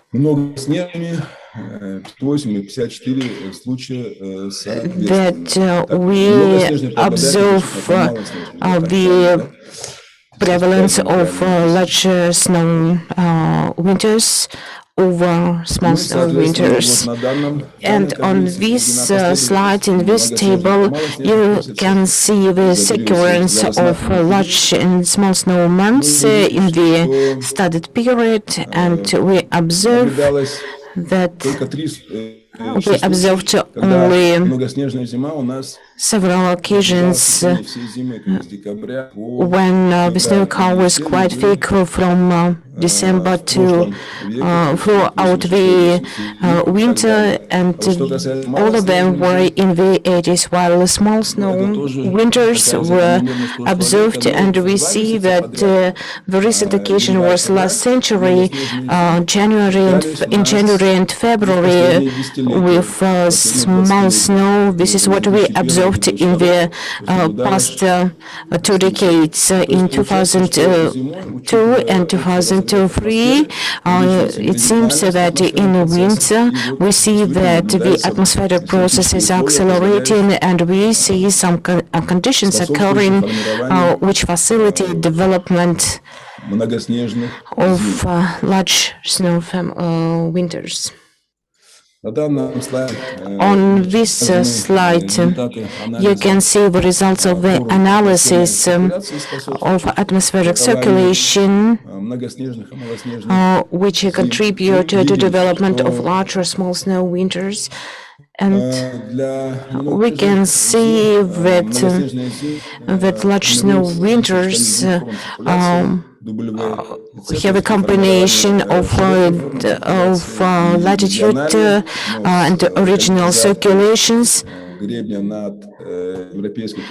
the edge over European part of Russia and covering some part of Kazakhstan, while small snow winters are opposite, when we see the inflow of cold water with limited volume of moisture, and we also have the display of fields which serve as a validation for estimated large and small snow winters. Snow is one of the key factors. However, it's not the key. It's not the only one, and we see that it does not contribute much to the development of runoffs, and probably rainfalls in warmer seasons will play a greater role. That's all from my side. Thank you for your attention, and I'm ready to answer questions if you have any. Thank you. In general, this is a very preliminary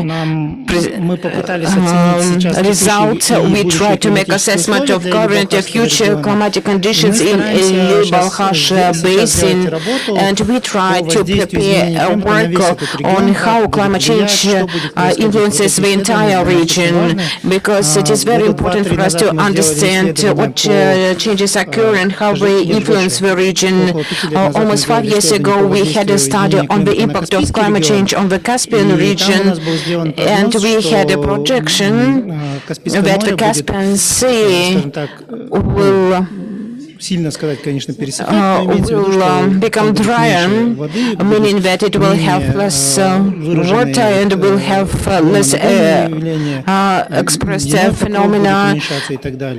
And finally, we should be better actually with this projection, because this is a very evident signal now that the Caspian Sea becomes dry. We try to do similar work in the Balkhash Basin, and I'm thankful to Vitaly. These fresh outcomes of the study they provided, and we hope that in future we will continue and we will produce either some projection or some related information for general public. The Terms of Reference says that the team should prepare should prepare a publication, an article for general public rather than for researcher community. Thank you, Vitaly. And I wanted to say that unfortunately we are delaying, we are much behind the schedule. Anyway, we shall listen to all the presentations, and Bulat II is one of the participants, one of the experts involved in NDC. In terms of adaptation, he requested to make his presentation a bit earlier. He will have to disconnect due to his family circumstances. Mr. Yasekin, over to you. Thank you, Saulet. To continue what Mr. Sannikov said, I can say that the key factor in this region is transboundary waters. If the majority of water comes from other countries such as China and other republics, it is good to make projections internally, but we are all dependent on other countries. Well, I will share my screen. I have many slides, and I will try to be quicker going through these slides. Climate adaptation. This is part of UNDP project, adaptation to climate change in the number of sectors, and we developed some activities and engage stakeholders, authorities and accumulates to use as it is required by law when they prepare their development plans.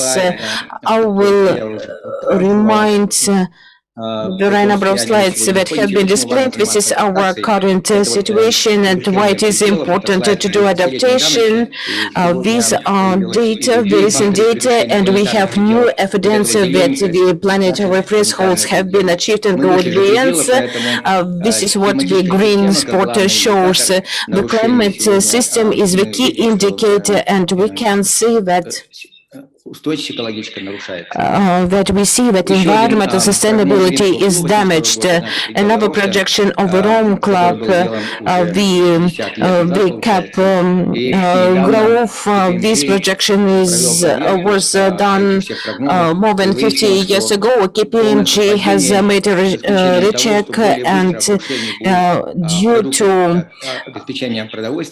weaker distraction in food supply systems, since 2020s, we thought that it will last longer, but it seems the changes are occurring very rapidly. And recent studies confirmed that to make a climatic system sustainable, we don't need to wait for another 100 years. This happened even in the past century. So we need to accelerate our efforts and do not talk for years. And these are consequences of climate change. In fact, they are more threatening. Water scarcity means 60% by 2030. This is actually the huge burden on agrarian sector, on potable water and our ecosystem. And as it was mentioned, our ecosystems are very vulnerable. They are not sustainable. They are not in equilibrium.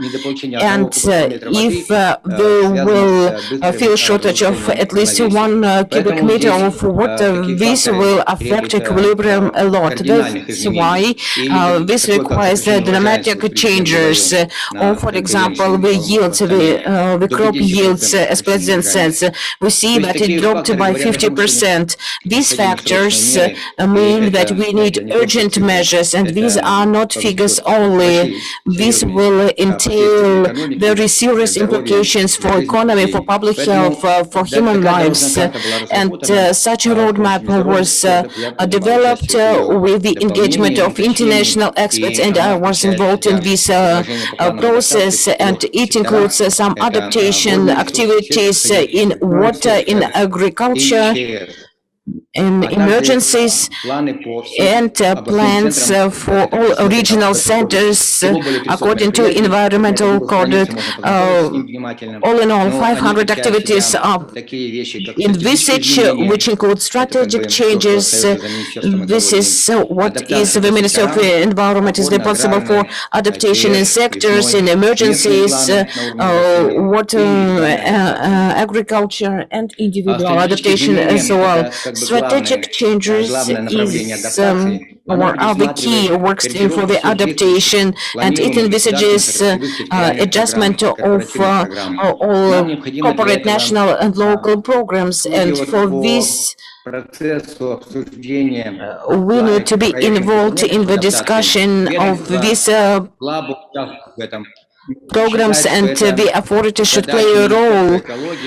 We cannot say until we see that there is a general misunderstanding from the side of authorities. We need to change the system of state planning system, how programs are developed, how they are financed.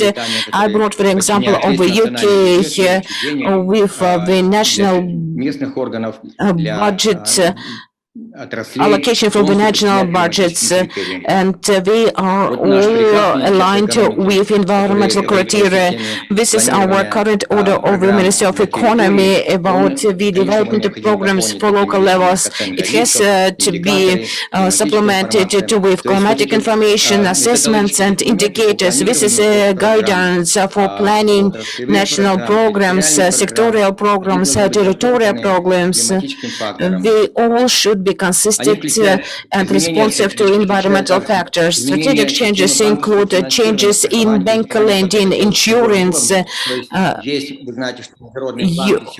know that international finance institutions have climate-related criteria as the key criteria for lending. This is what we have to replicate on local level, not only for local lending, but for local allocations of budget resources, rather than have sector-specific adaptation programs and further integrated into bigger, larger programs. This is not a good approach. We need to have special funds to support adaptation mitigation and the system of centers. We see that the capacity of authorities, of territorial authorities, is inadequate to make such a comprehensive routine activities. We needed to engage existing NGOs or research facilities, and we all speak the same language, we use the same guidances and adaptation measures in water sector. New laws are needed on water saving, on dam safety, on Balkhash Lake, and the new water code update of the regulations and standards, limitations and management, of course. And we need to revise our foreign trade, external trade, to reduce the import of water-intensive products and increase import of such products from outside. And management is one of the bottlenecks for adaptation in water sector. There is no incentive for water. We can compare that one pack of matches is equal in price by 3,000 liters. Can we say that people living around Balkhash region are they encouraged enough to save for water? And this is the management system. It is very fragmented, and we see new titles in the ministries, new divisional functions, but in general the system remains inadequate and unchanged. It's very fragmented, and adaptation of forest sector are borrowed from forestry strategy. I was involved in the development of this strategy, and it includes planting 2 billion trees, and as I said, we have to do it in the existing forest stock rather than in new lands. Planting of 15 million trees in the regions, and President Tokayev mentioned these figures, and I think that local governments will search for land plots to fulfill this task, and probably a separate workshop should be provided that this should not be a sporadic event and everything should be evidence-based, and we should be accurate in selecting the sites.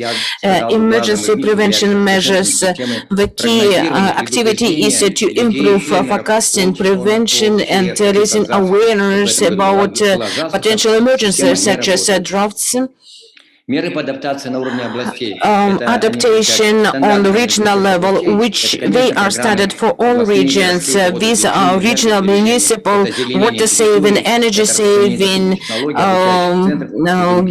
green spaces, creation of green spaces. This is what local governments are responsible for, and we supplemented this roadmap with basin approach for adaptation, because water resources for Kazakhstan is the key sector. It goes through all sectors such as agriculture, public health, emergencies, and if mitigation is about greenhouse gases, adaptation in Kazakhstan context is about water resources. And to have adaptation happen, we need new approaches such as basin approach to management of adaptation based on what UNDP has done in terms of long-term forecasting of water resources, covering 4 regions, larger regions of Kazakhstan, and we expect that basin-based adaptation plans will be prepared for each of the region, and they will have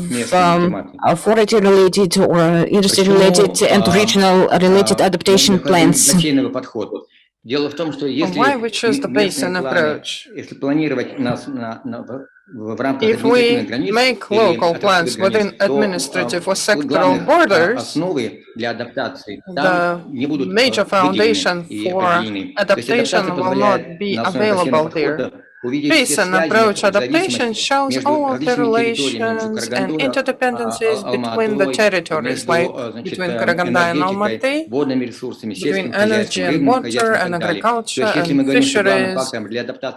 So if we say that the major factor of adaptation in the Balkhash Basin is to retain the sustainability of Balkhash Lake, that involves the entire chain of sectoral and agency programs, as the maintenance of the Balkhash Delta, watering the delta at needed times and at needed volumes and quality. And the tiger, WWF, shows us the system, ecosystem restoration symbol.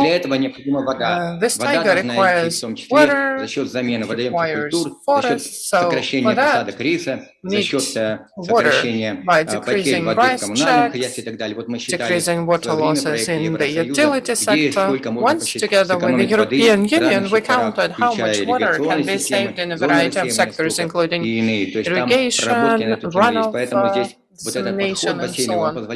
And this basin approach shows holistic view of the programs and improves the efficiency of sectoral and territorial programs. This must be like a living organism in the ecosystem, so that the liver and kidneys all have their own places. When we talk about forestation, you don't have to put 2 kidneys instead of 1 liver. The forest must be in their place, functioning in their individual niches and parameters that can only be retrieved from localizing this approach on a specific territory. Individual level adaptation, mainly at farm level, individual farms level. I have shown you data on technology like water-saving technology using rainwater or drip irrigation or solar collectors. There are over 100 techniques with links to YouTube, where you can see step by step how to establish and replicate this technology.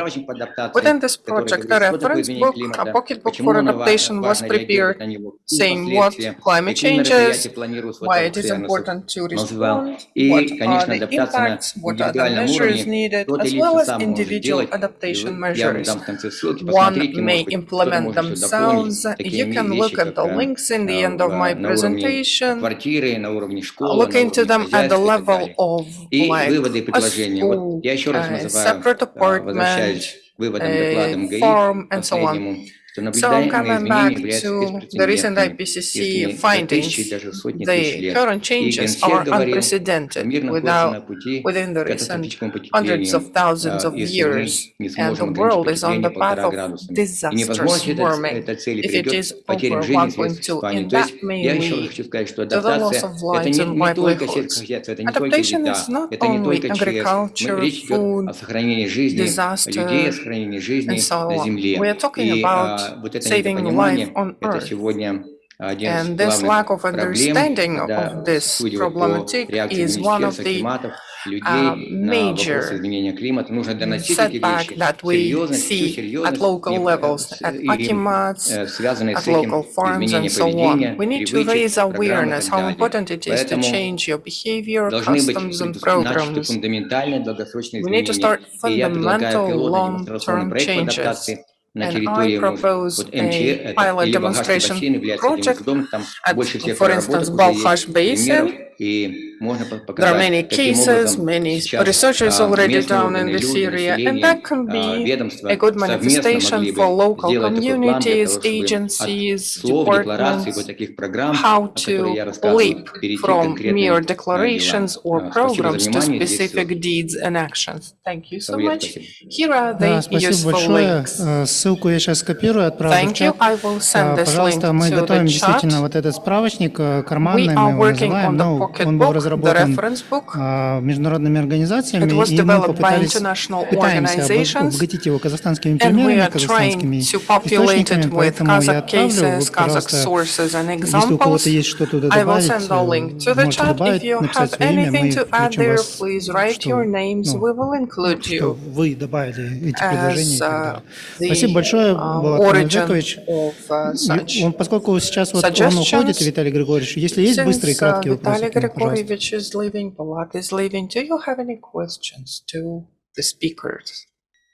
Вроде бы нет, но спасибо большое, Булат Мамеджетович. Тогда я бы хотел еще прокомментировать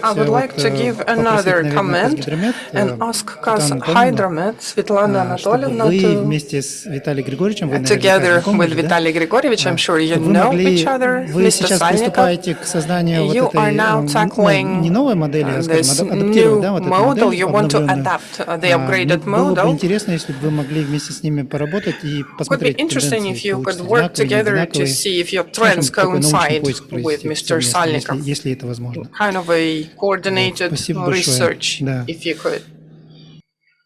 May I add a small comment? I would like to thank the speakers. We will continue our activities on discussing and consulting on the roadmap of adaptation measures, because the ministry keeps working on concurring and adopting the updated NDC. And to that document, we have prepared a big package of documents on roadmap, and we will keep working on that. In the chat, there was a question if Bulat is still here, if you could answer. In many countries, national programs and strategies on adaptations are being adopted. What do we have in our country? We have no adaptation strategy, but adaptation is a key element in the new environmental code. And according to it, the regions are supposed to start adaptation action, vulnerability assessment, and the relevant adaptation measures. UNDP and GIZ, Dana was here today. We will do our best to include that. Спасибо большое. So thank you so much, and all the best to you. Здравствуйте всем. Greetings, everyone. I have a comment to this roadmap. I have looked through the national adaptation plan in Russia. What I like there is that at the first stage they are intending to conduct an in-depth study of the existing programs of sectoral development and national plans. And during the first stage, they have no specific adaptation plans for like drip irrigation. You know, the first stage for about a year or maybe two. What they do is they will be very intently looking at all development programs and make a summary what is missing and where in terms of responding to climate change. Vlad mentioned that there are similar provisions in the roadmap. I think that we should focus on them because the programs are being launched. Development programs, national projects are being launched, but adaptation actions are not taken into account in many of them. Thank you so much. Yes, we know this issue and we attach all possible efforts to resolve that. Well, we hope that the Ministry of Ecology, who were here during the first half of the day, actually they will take that into consideration and I talked to them about it. I am passing the floor to Zhanna Babagalieva, our expert on the climate change impact forecast on the runoff change of economic water basins of Kazakhstan up to 2100.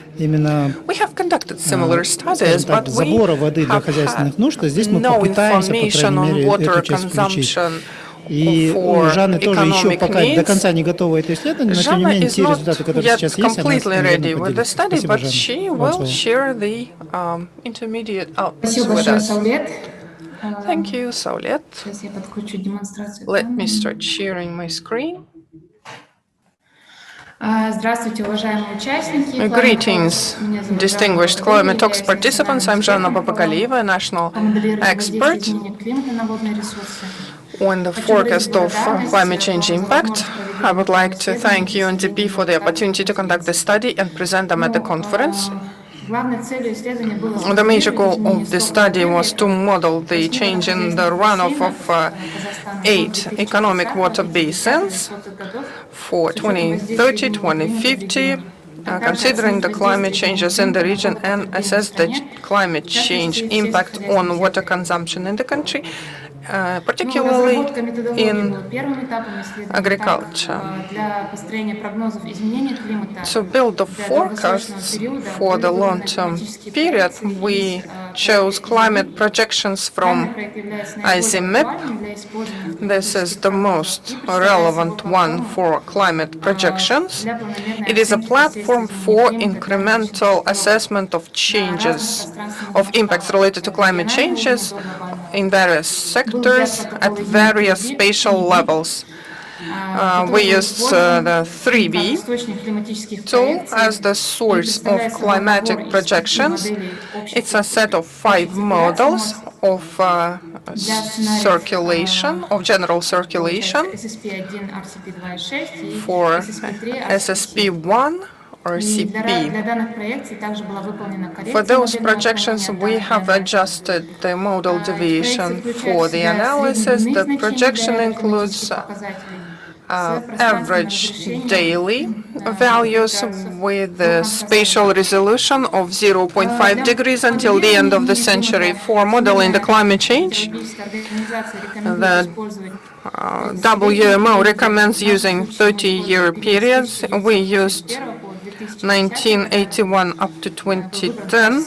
We have selected that as the baseline period, and further changes were assessed for 3 periods: 2016 to 2045, 2036, 2065, and 2071 and 2100. As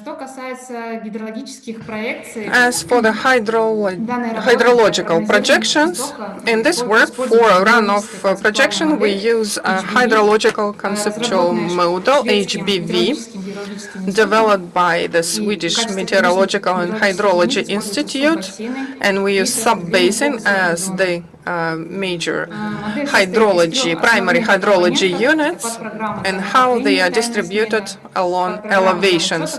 We have subprograms for snow thawing and accumulation, humidity of soil, and response and river subprograms. We have chosen the years with the best efficiencies under Nash-Sutcliffe rate, and we assess the water at each water intake section. We worked at 8 water basins in Kazakhstan, and for each economic water basins, we have selected several rivers, like major river and secondary rivers, based on the observation data at hydrological monitors for the runoff for the last 3 decades under the time constraints related to the specific research. So according to observation, we see a decrease in ambient air temperature on average across Kazakhstan. This has been mentioned a lot. Within this project, we have prepared climate projections for the whole of Kazakhstan and for each water basin. So for SSP3 or CP7, we see a more rapid increase in temperature compared to RCP 2.6.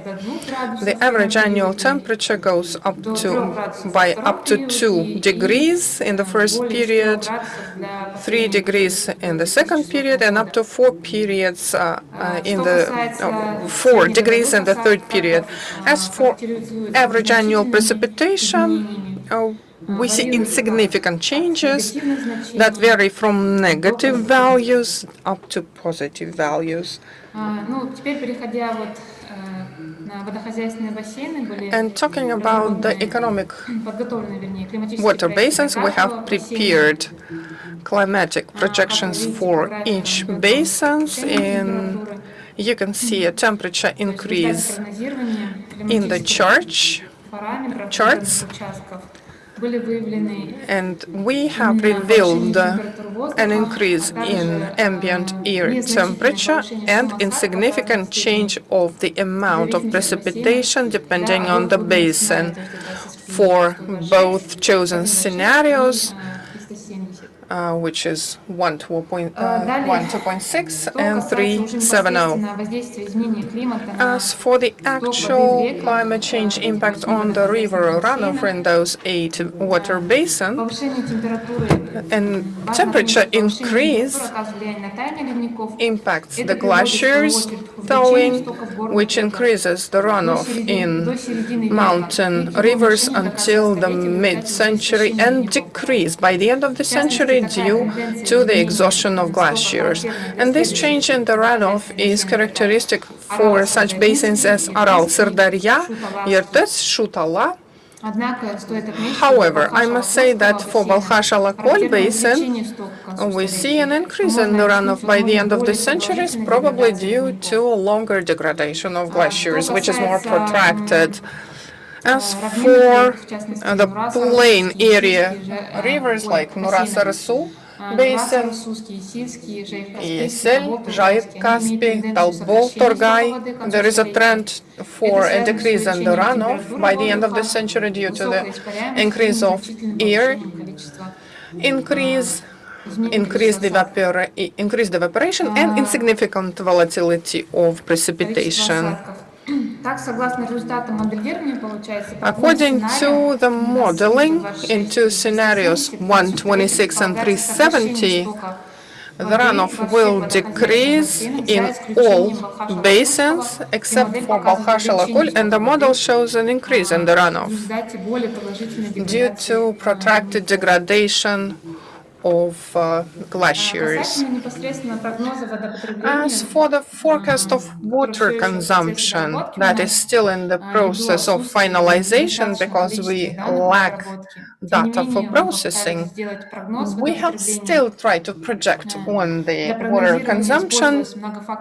We have used a multi-factor regression model of stationary time series, assessed by least squares method, and we covered 2010-2019 because during this period we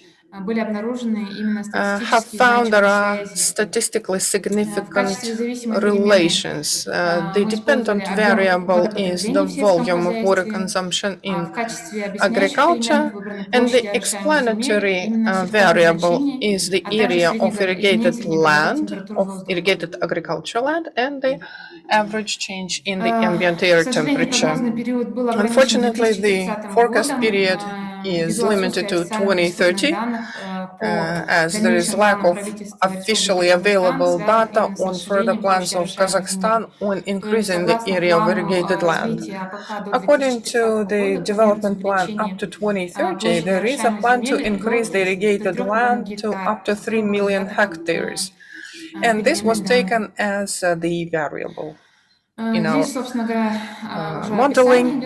Here is the specific description of the model that we have used. According to the model assessment, the growth of irrigated land by 1,000 hectares increases water consumption by 21 million of cubic meters, and average annual increase by 1 degree increases water consumption by 176,000 cubic meters in agriculture. So the charts show the historical, current and forecast data up to 2030. We can see an increase of annual average temperature, increase in up to 3 million hectares of irrigated land, according to the agricultural plans, official ones. We can see a decrease or an increase in water consumption from 18 billion to over 40, which is almost twofold, almost to 40 million cubic meters by 2030. Therefore, this per 1,000 hectares, the water consumption grows due to the growth of the average annual ambient air temperature. And to summarize our key findings, based on the modeling results, we are expecting increased air temperature across all hydroeconomic basins and the insignificant increase of the amount of precipitation depending on the basin. All plain basins show a trend of decreased runoff by the end of the century due to increased air temperature, high evaporation, and insignificant decrease in precipitation.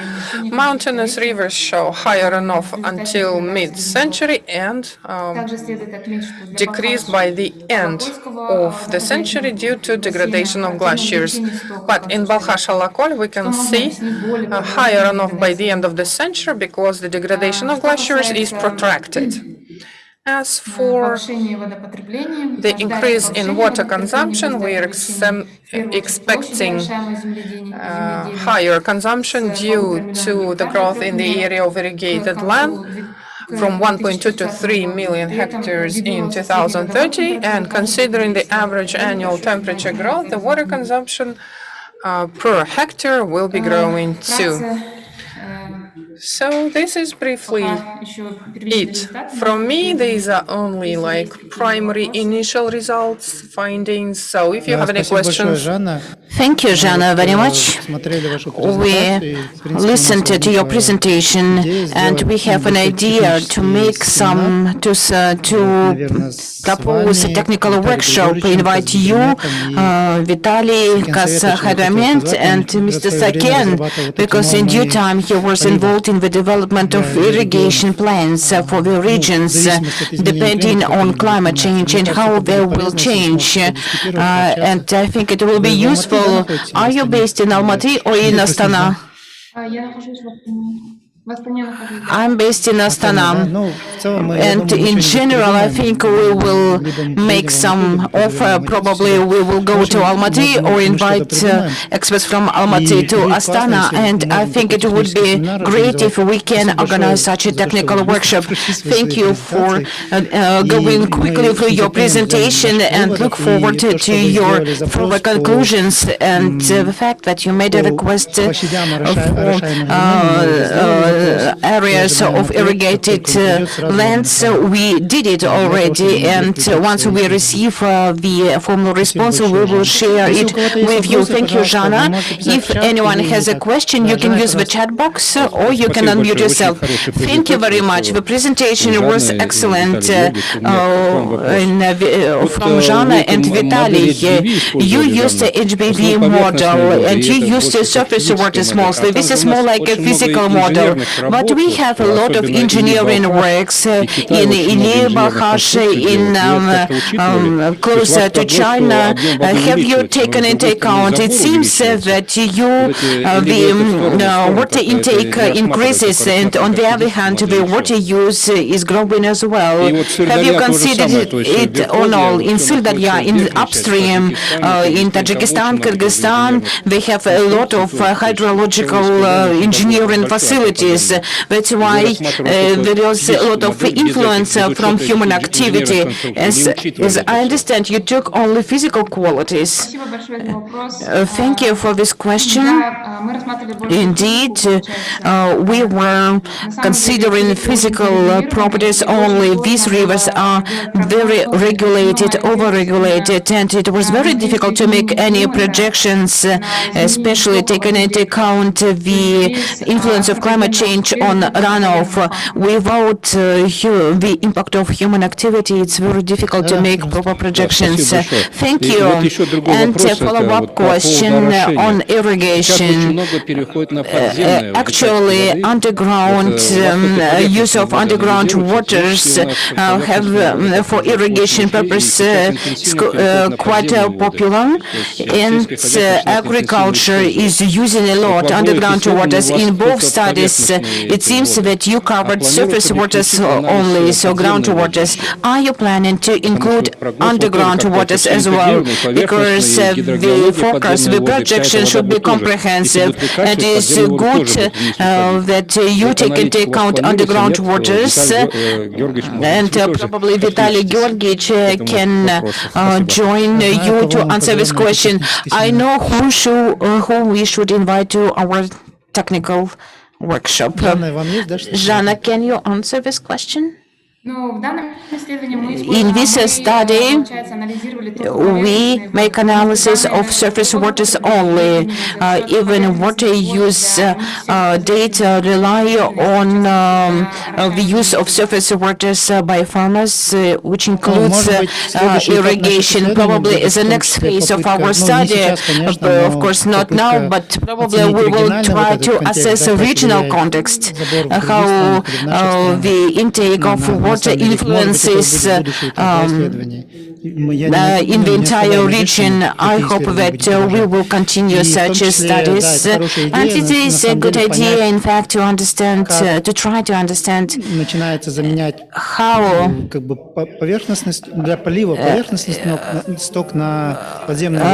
underground waters may crowd out surface waters for irrigation purposes. And probably people face or experience water scarcity. That's why we explore the use of underground waters. Azamat?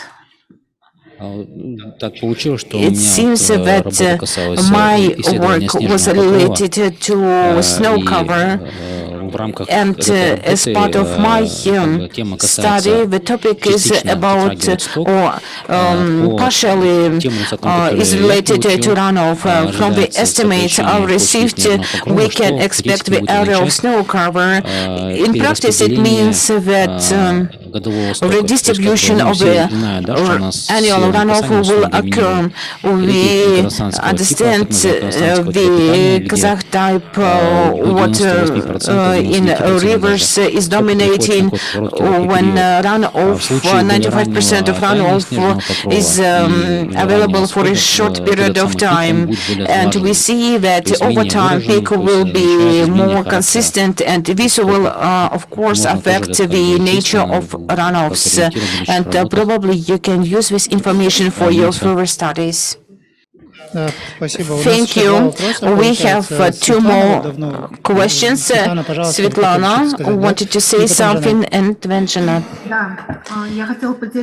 I wanted to agree with one of the speakers. In 2000, we prepared a model of quantitative runoff in Irtysh Basin, and we see a huge percentage of losses in water reservoirs. In this reserve, the evaporation level is one of the highest in Kazakhstan, and climate change affects it immediately. And unfortunately, we see that the number of water reservoirs is growing. Definitely, I can say that for Irtysh Basin, the losses from water reservoirs are great, so they definitely should be taken into account in this model. And as I said, this is our future. So far, we cover physical aspect. I understand that this is the right question. This is part of a physical process as well. I agree. Thank you. And Janai, thank you. This was a good idea you had about the irrigation rates. I think it will make sense to invite corporations in Almaty region. And that's a company from Israel is building a drip irrigation facility, and the Almaty Valley will build another system. And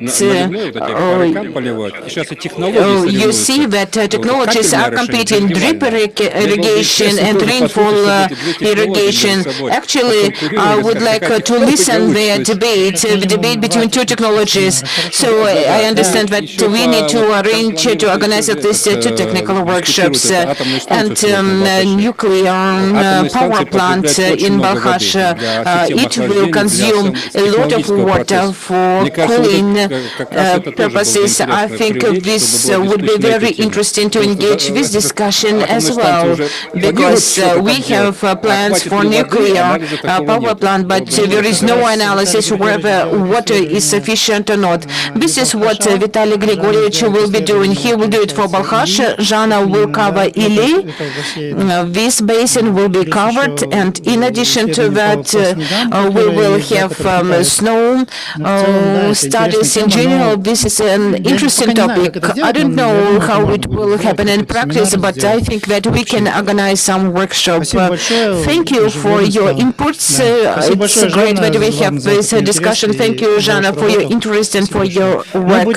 We will continue these studies. They are interesting to me, and when we prepared our recent national communication, this study on water resources, I keep using it in my presentations. I show maps from these studies. Everyone is interested, and I hope that we will get updated maps. If you need some assistance with mapping, with GIS, I think we will find the resources to do that. Thank you very much.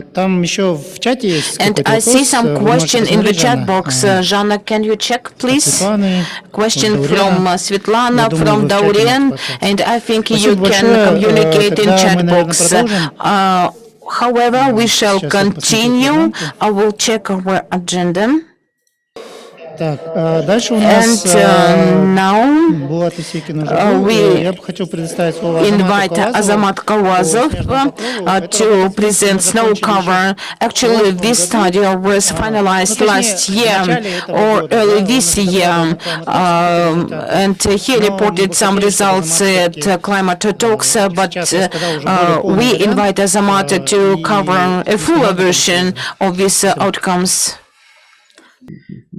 пока начинается While my presentation is taken вкратце сказать, что time to be displayed, I познакомить вас wanted to introduce с тем, что произойдет с снежным покровом, what потому что will мы все с вами говорим happen о том, with что snow происходит cover, глобальное because изменение what we климата, are discussing is global warming, climate change, and as you may know, climate, when we talk about climate, this is a climatic system which includes water, lithosphere, and another important element is a cryosphere, which includes snow cover. And this is a very interesting system because the snow cover is not only a climate element which depends on climate, on temperature and rainfall. This is a climate forming factor because it has a high albedo value. So this is a dual impact, and I would like to introduce what we can expect in future, or what snow cover can expect in future, and how we shall depend on availability of a snow cover. This is the outline of presentation, and I think that I will briefly describe the outline, and then I will go quickly through the slides. The objective was to assess to what extent climate change will affect snow cover. Evidently, if we will experience global warming, we may expect that snow cover will start melting quicker. So if it becomes warmer, we will have fewer or less snow, and these assumptions have to be validated with evidence. For this purpose, we used modeling available to 2100. Snow cover is not that complex. Rainfall, temperature are key factors, and temperature is a deterministic factor for snow melting. And the problem was to identify how snow cover will change, because it is changing. It is either available or not. It is falling. It is melting, and we had to identify some period or date relative to which we can make measurements. And if we pick up some date, it will not be the right thing to do, because we need to take into account weather conditions, because someday we can have a snowfall, the other day we do not have the snowfall. That's why we take 10-day periods, usually in December. Another problem was to identify relative to what period should we have snow cover measurements during springtime, relative to April. Then we know that snow is not always available. If we do it relative to February, usually the temperatures are below zero. Nothing is happening and no changes occur. That's why it was logical to take the period when we observe and witness changes when snow melts. Usually this is early March, and we selected a period, first 10 days of March, and relative to this period we had all the measurements.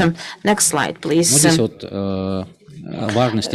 This message emphasizes the importance of snow cover, because this is a good indicator of climate changes. What we discuss right now, many things we discuss now, such as floods, droughts, loss of fertility, land fertility, probably they are not so evident or obvious, while the absence of snow cover is a strong factor for economy and a visual factor, because it makes it very visual that climate is changing and we experience global warming. The importance snow cover is very important, because snow cover, what about it? But actually it may have impact on many sectors and people, primarily agriculture, because snow cover, these are accumulated precipitation over the cold season, almost 6 months, and thanks to snow cover in Kazakhstan, we can grow wheat because the first vegetation period is secured by this accumulated moisture and humidity. And previous speaker said that river runoff is predetermined by snow cover, especially in the northern regions, up to 95%. And in summertime, probably we do not have runoff at all. Snow covers have impact on emergencies such as floods and on recreation and health. This is what was discussed as well, because the snow cover, due to its qualities, can absorb mixtures and can purify air. And in winter time, probably all participants, you go out, you go skiing or skating, and you just work in the parks or anywhere else, or you can go to sanatoria. They all influence health and well-being of people, and change or absence of snow cover will have a huge influence. We cannot overestimate the importance of snow cover when we say that it affects us all. This is an illustration of complex snow cover. When we see snow cover, this is not something white. This is a complex structure which is perceived as one of the most complex matters to explore in nature, because snow cover is not stable, it is changing over time, and we have metamorphism during all the entire duration of snow cover. The density may be changing 50 times, and you see it has different density, different albedo, different crystals, ice, and so on. So snow cover is a huge issue to explore. And these are characteristics or qualities of snow cover. They are quite diverse, and you see that they can influence avalanches, transport flows, floods, climate processes, and as I described, because of albedo value and cooling quality, it may influence climate. The absence of cover, it's not just absence of water or absence of air. It means that women will become even quicker because of the high albedo. It can reflect solar radiation, and it prevents heat penetration. It influences hydrology, agriculture. Next slide, please. And these are some gauges to monitor snow cover. This is quite labor-intensive process, and often for an objective assessment of snow cover, we use not only ground data, which are very difficult to yield. The measurements are very difficult to walk long distances on the snow is quite intensive.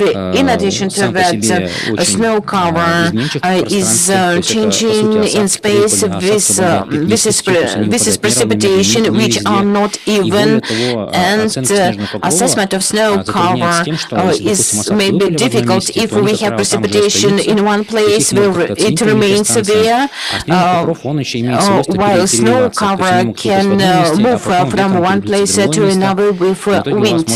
And finally, you may have a distorted picture, and to achieve an objective assessment and monitoring of snow cover, it makes sense to use sensing imaging data. We can use radar, microwave, optic data, and snow cover is a very complex object or entity, and there is no uniform system for space monitoring. And in the near future, as I understand, a satellite will be launched to monitor snow cover equipped with sensors and channels to measure snow cover. This will be the first satellite to measure snow cover and moisture reserves. Some qualities can be quite well seen from satellites. First of all, the availability of snow cover. This is very easily monitored by difference of reflection. Next slide. And we have some products. This is an example. A satellite image of northern Kazakhstan. Brown is ground and white is snow. And it is not always snow. It can be white cloud or fog. And these are products that can identify snow cover with good precision, red or rosy, whatever it is. And the objective of monitoring and evaluation has been resolved. That's why it was relatively easy to us. Next slide, please. And in fact, we needed to collect this data, analyze this data. This is an integrated map of snow cover during different periods. And in fact, what it means, how snow melting is going, and we see that in the north it takes a longer time, and these are areas which may seem quite logical, and however we see that the logic may be different. And from year to year we see some varieties. So 2008 when we had very small snow, and 2003 when snow melted quite late, or 2011 similar year. From year to year we see that configuration and quantity and areas of snow cover may differ. And another illustration of snow cover melting. This is part of northern Kazakhstan, Akmala, North Kazakhstan and Kostanay regions. We see that snow cover is not available in all northern regions. Why? Because relief elevations are different. For example, in Kokshetau, in Akmala region, this is where snow cover is the highest, and there are areas of anomalies. You see Pavlodar Oblast, some section where no snow cover is available. This was quite an interesting problem at some time, because they connected the absence of snow with launchers or nuclear testing land, and they thought that temperature anomaly was caused by these events. By then, they acknowledged that this anomaly is present in warmer seasons, and they were available even before tests, nuclear testing, and actually what we say that the logic may be different. Такая же иллюстрация неравномерного распределения снежного покрова по территории Казахстана. То есть не всегда на севере как бы снега больше, и он есть, чем на юге.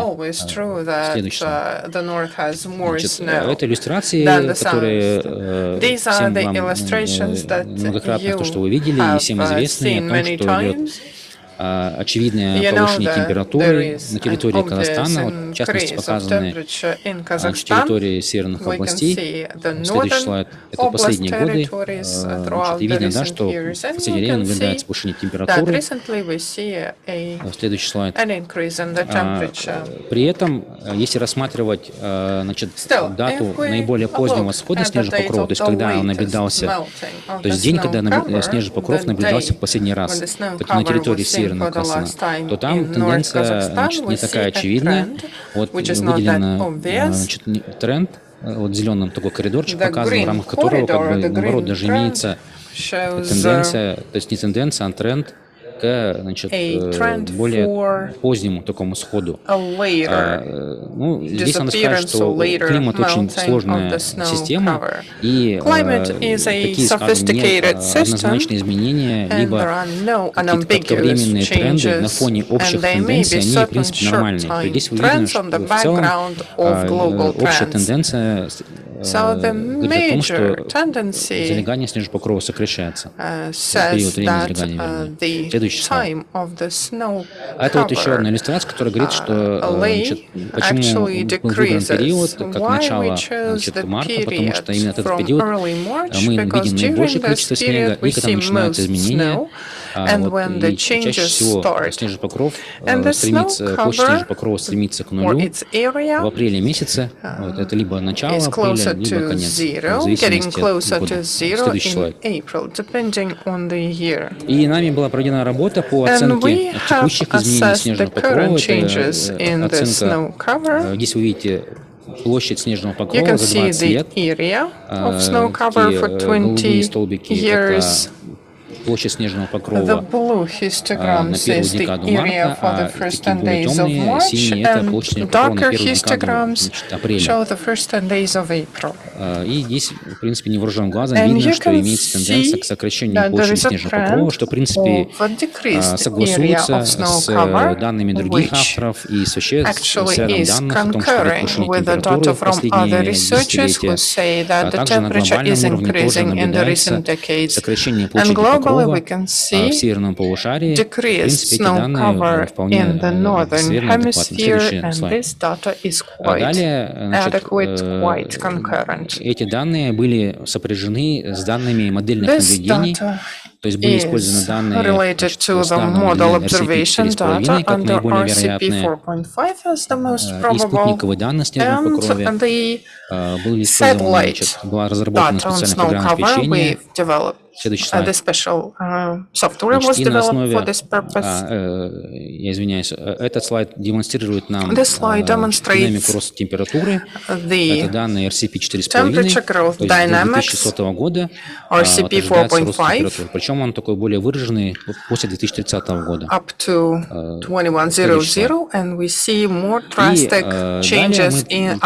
проведена, значит, работа по оценке взаимосвязи площади снежного покрова и температуры, сумм положительных температур.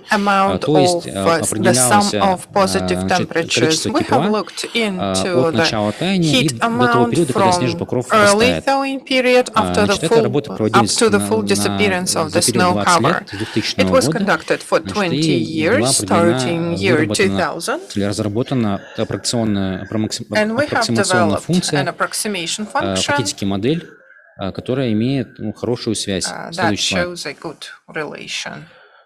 Значит, и по этой связи, эта связь, по сути, представляет из себя простую такую взаимосвязь, что мы установили, насколько сокращается площадь снежного покрова при повышении температуры на сколько там градусов, условно говоря. Далее были использованы уже модельные данные на будущее, и по ним были оценены вероятные площади снежного покрова. И здесь вы видите на слайде, что, в принципе, вероятные площади снежного покрова до 2030 года существенно не меняются. Следующий слайд.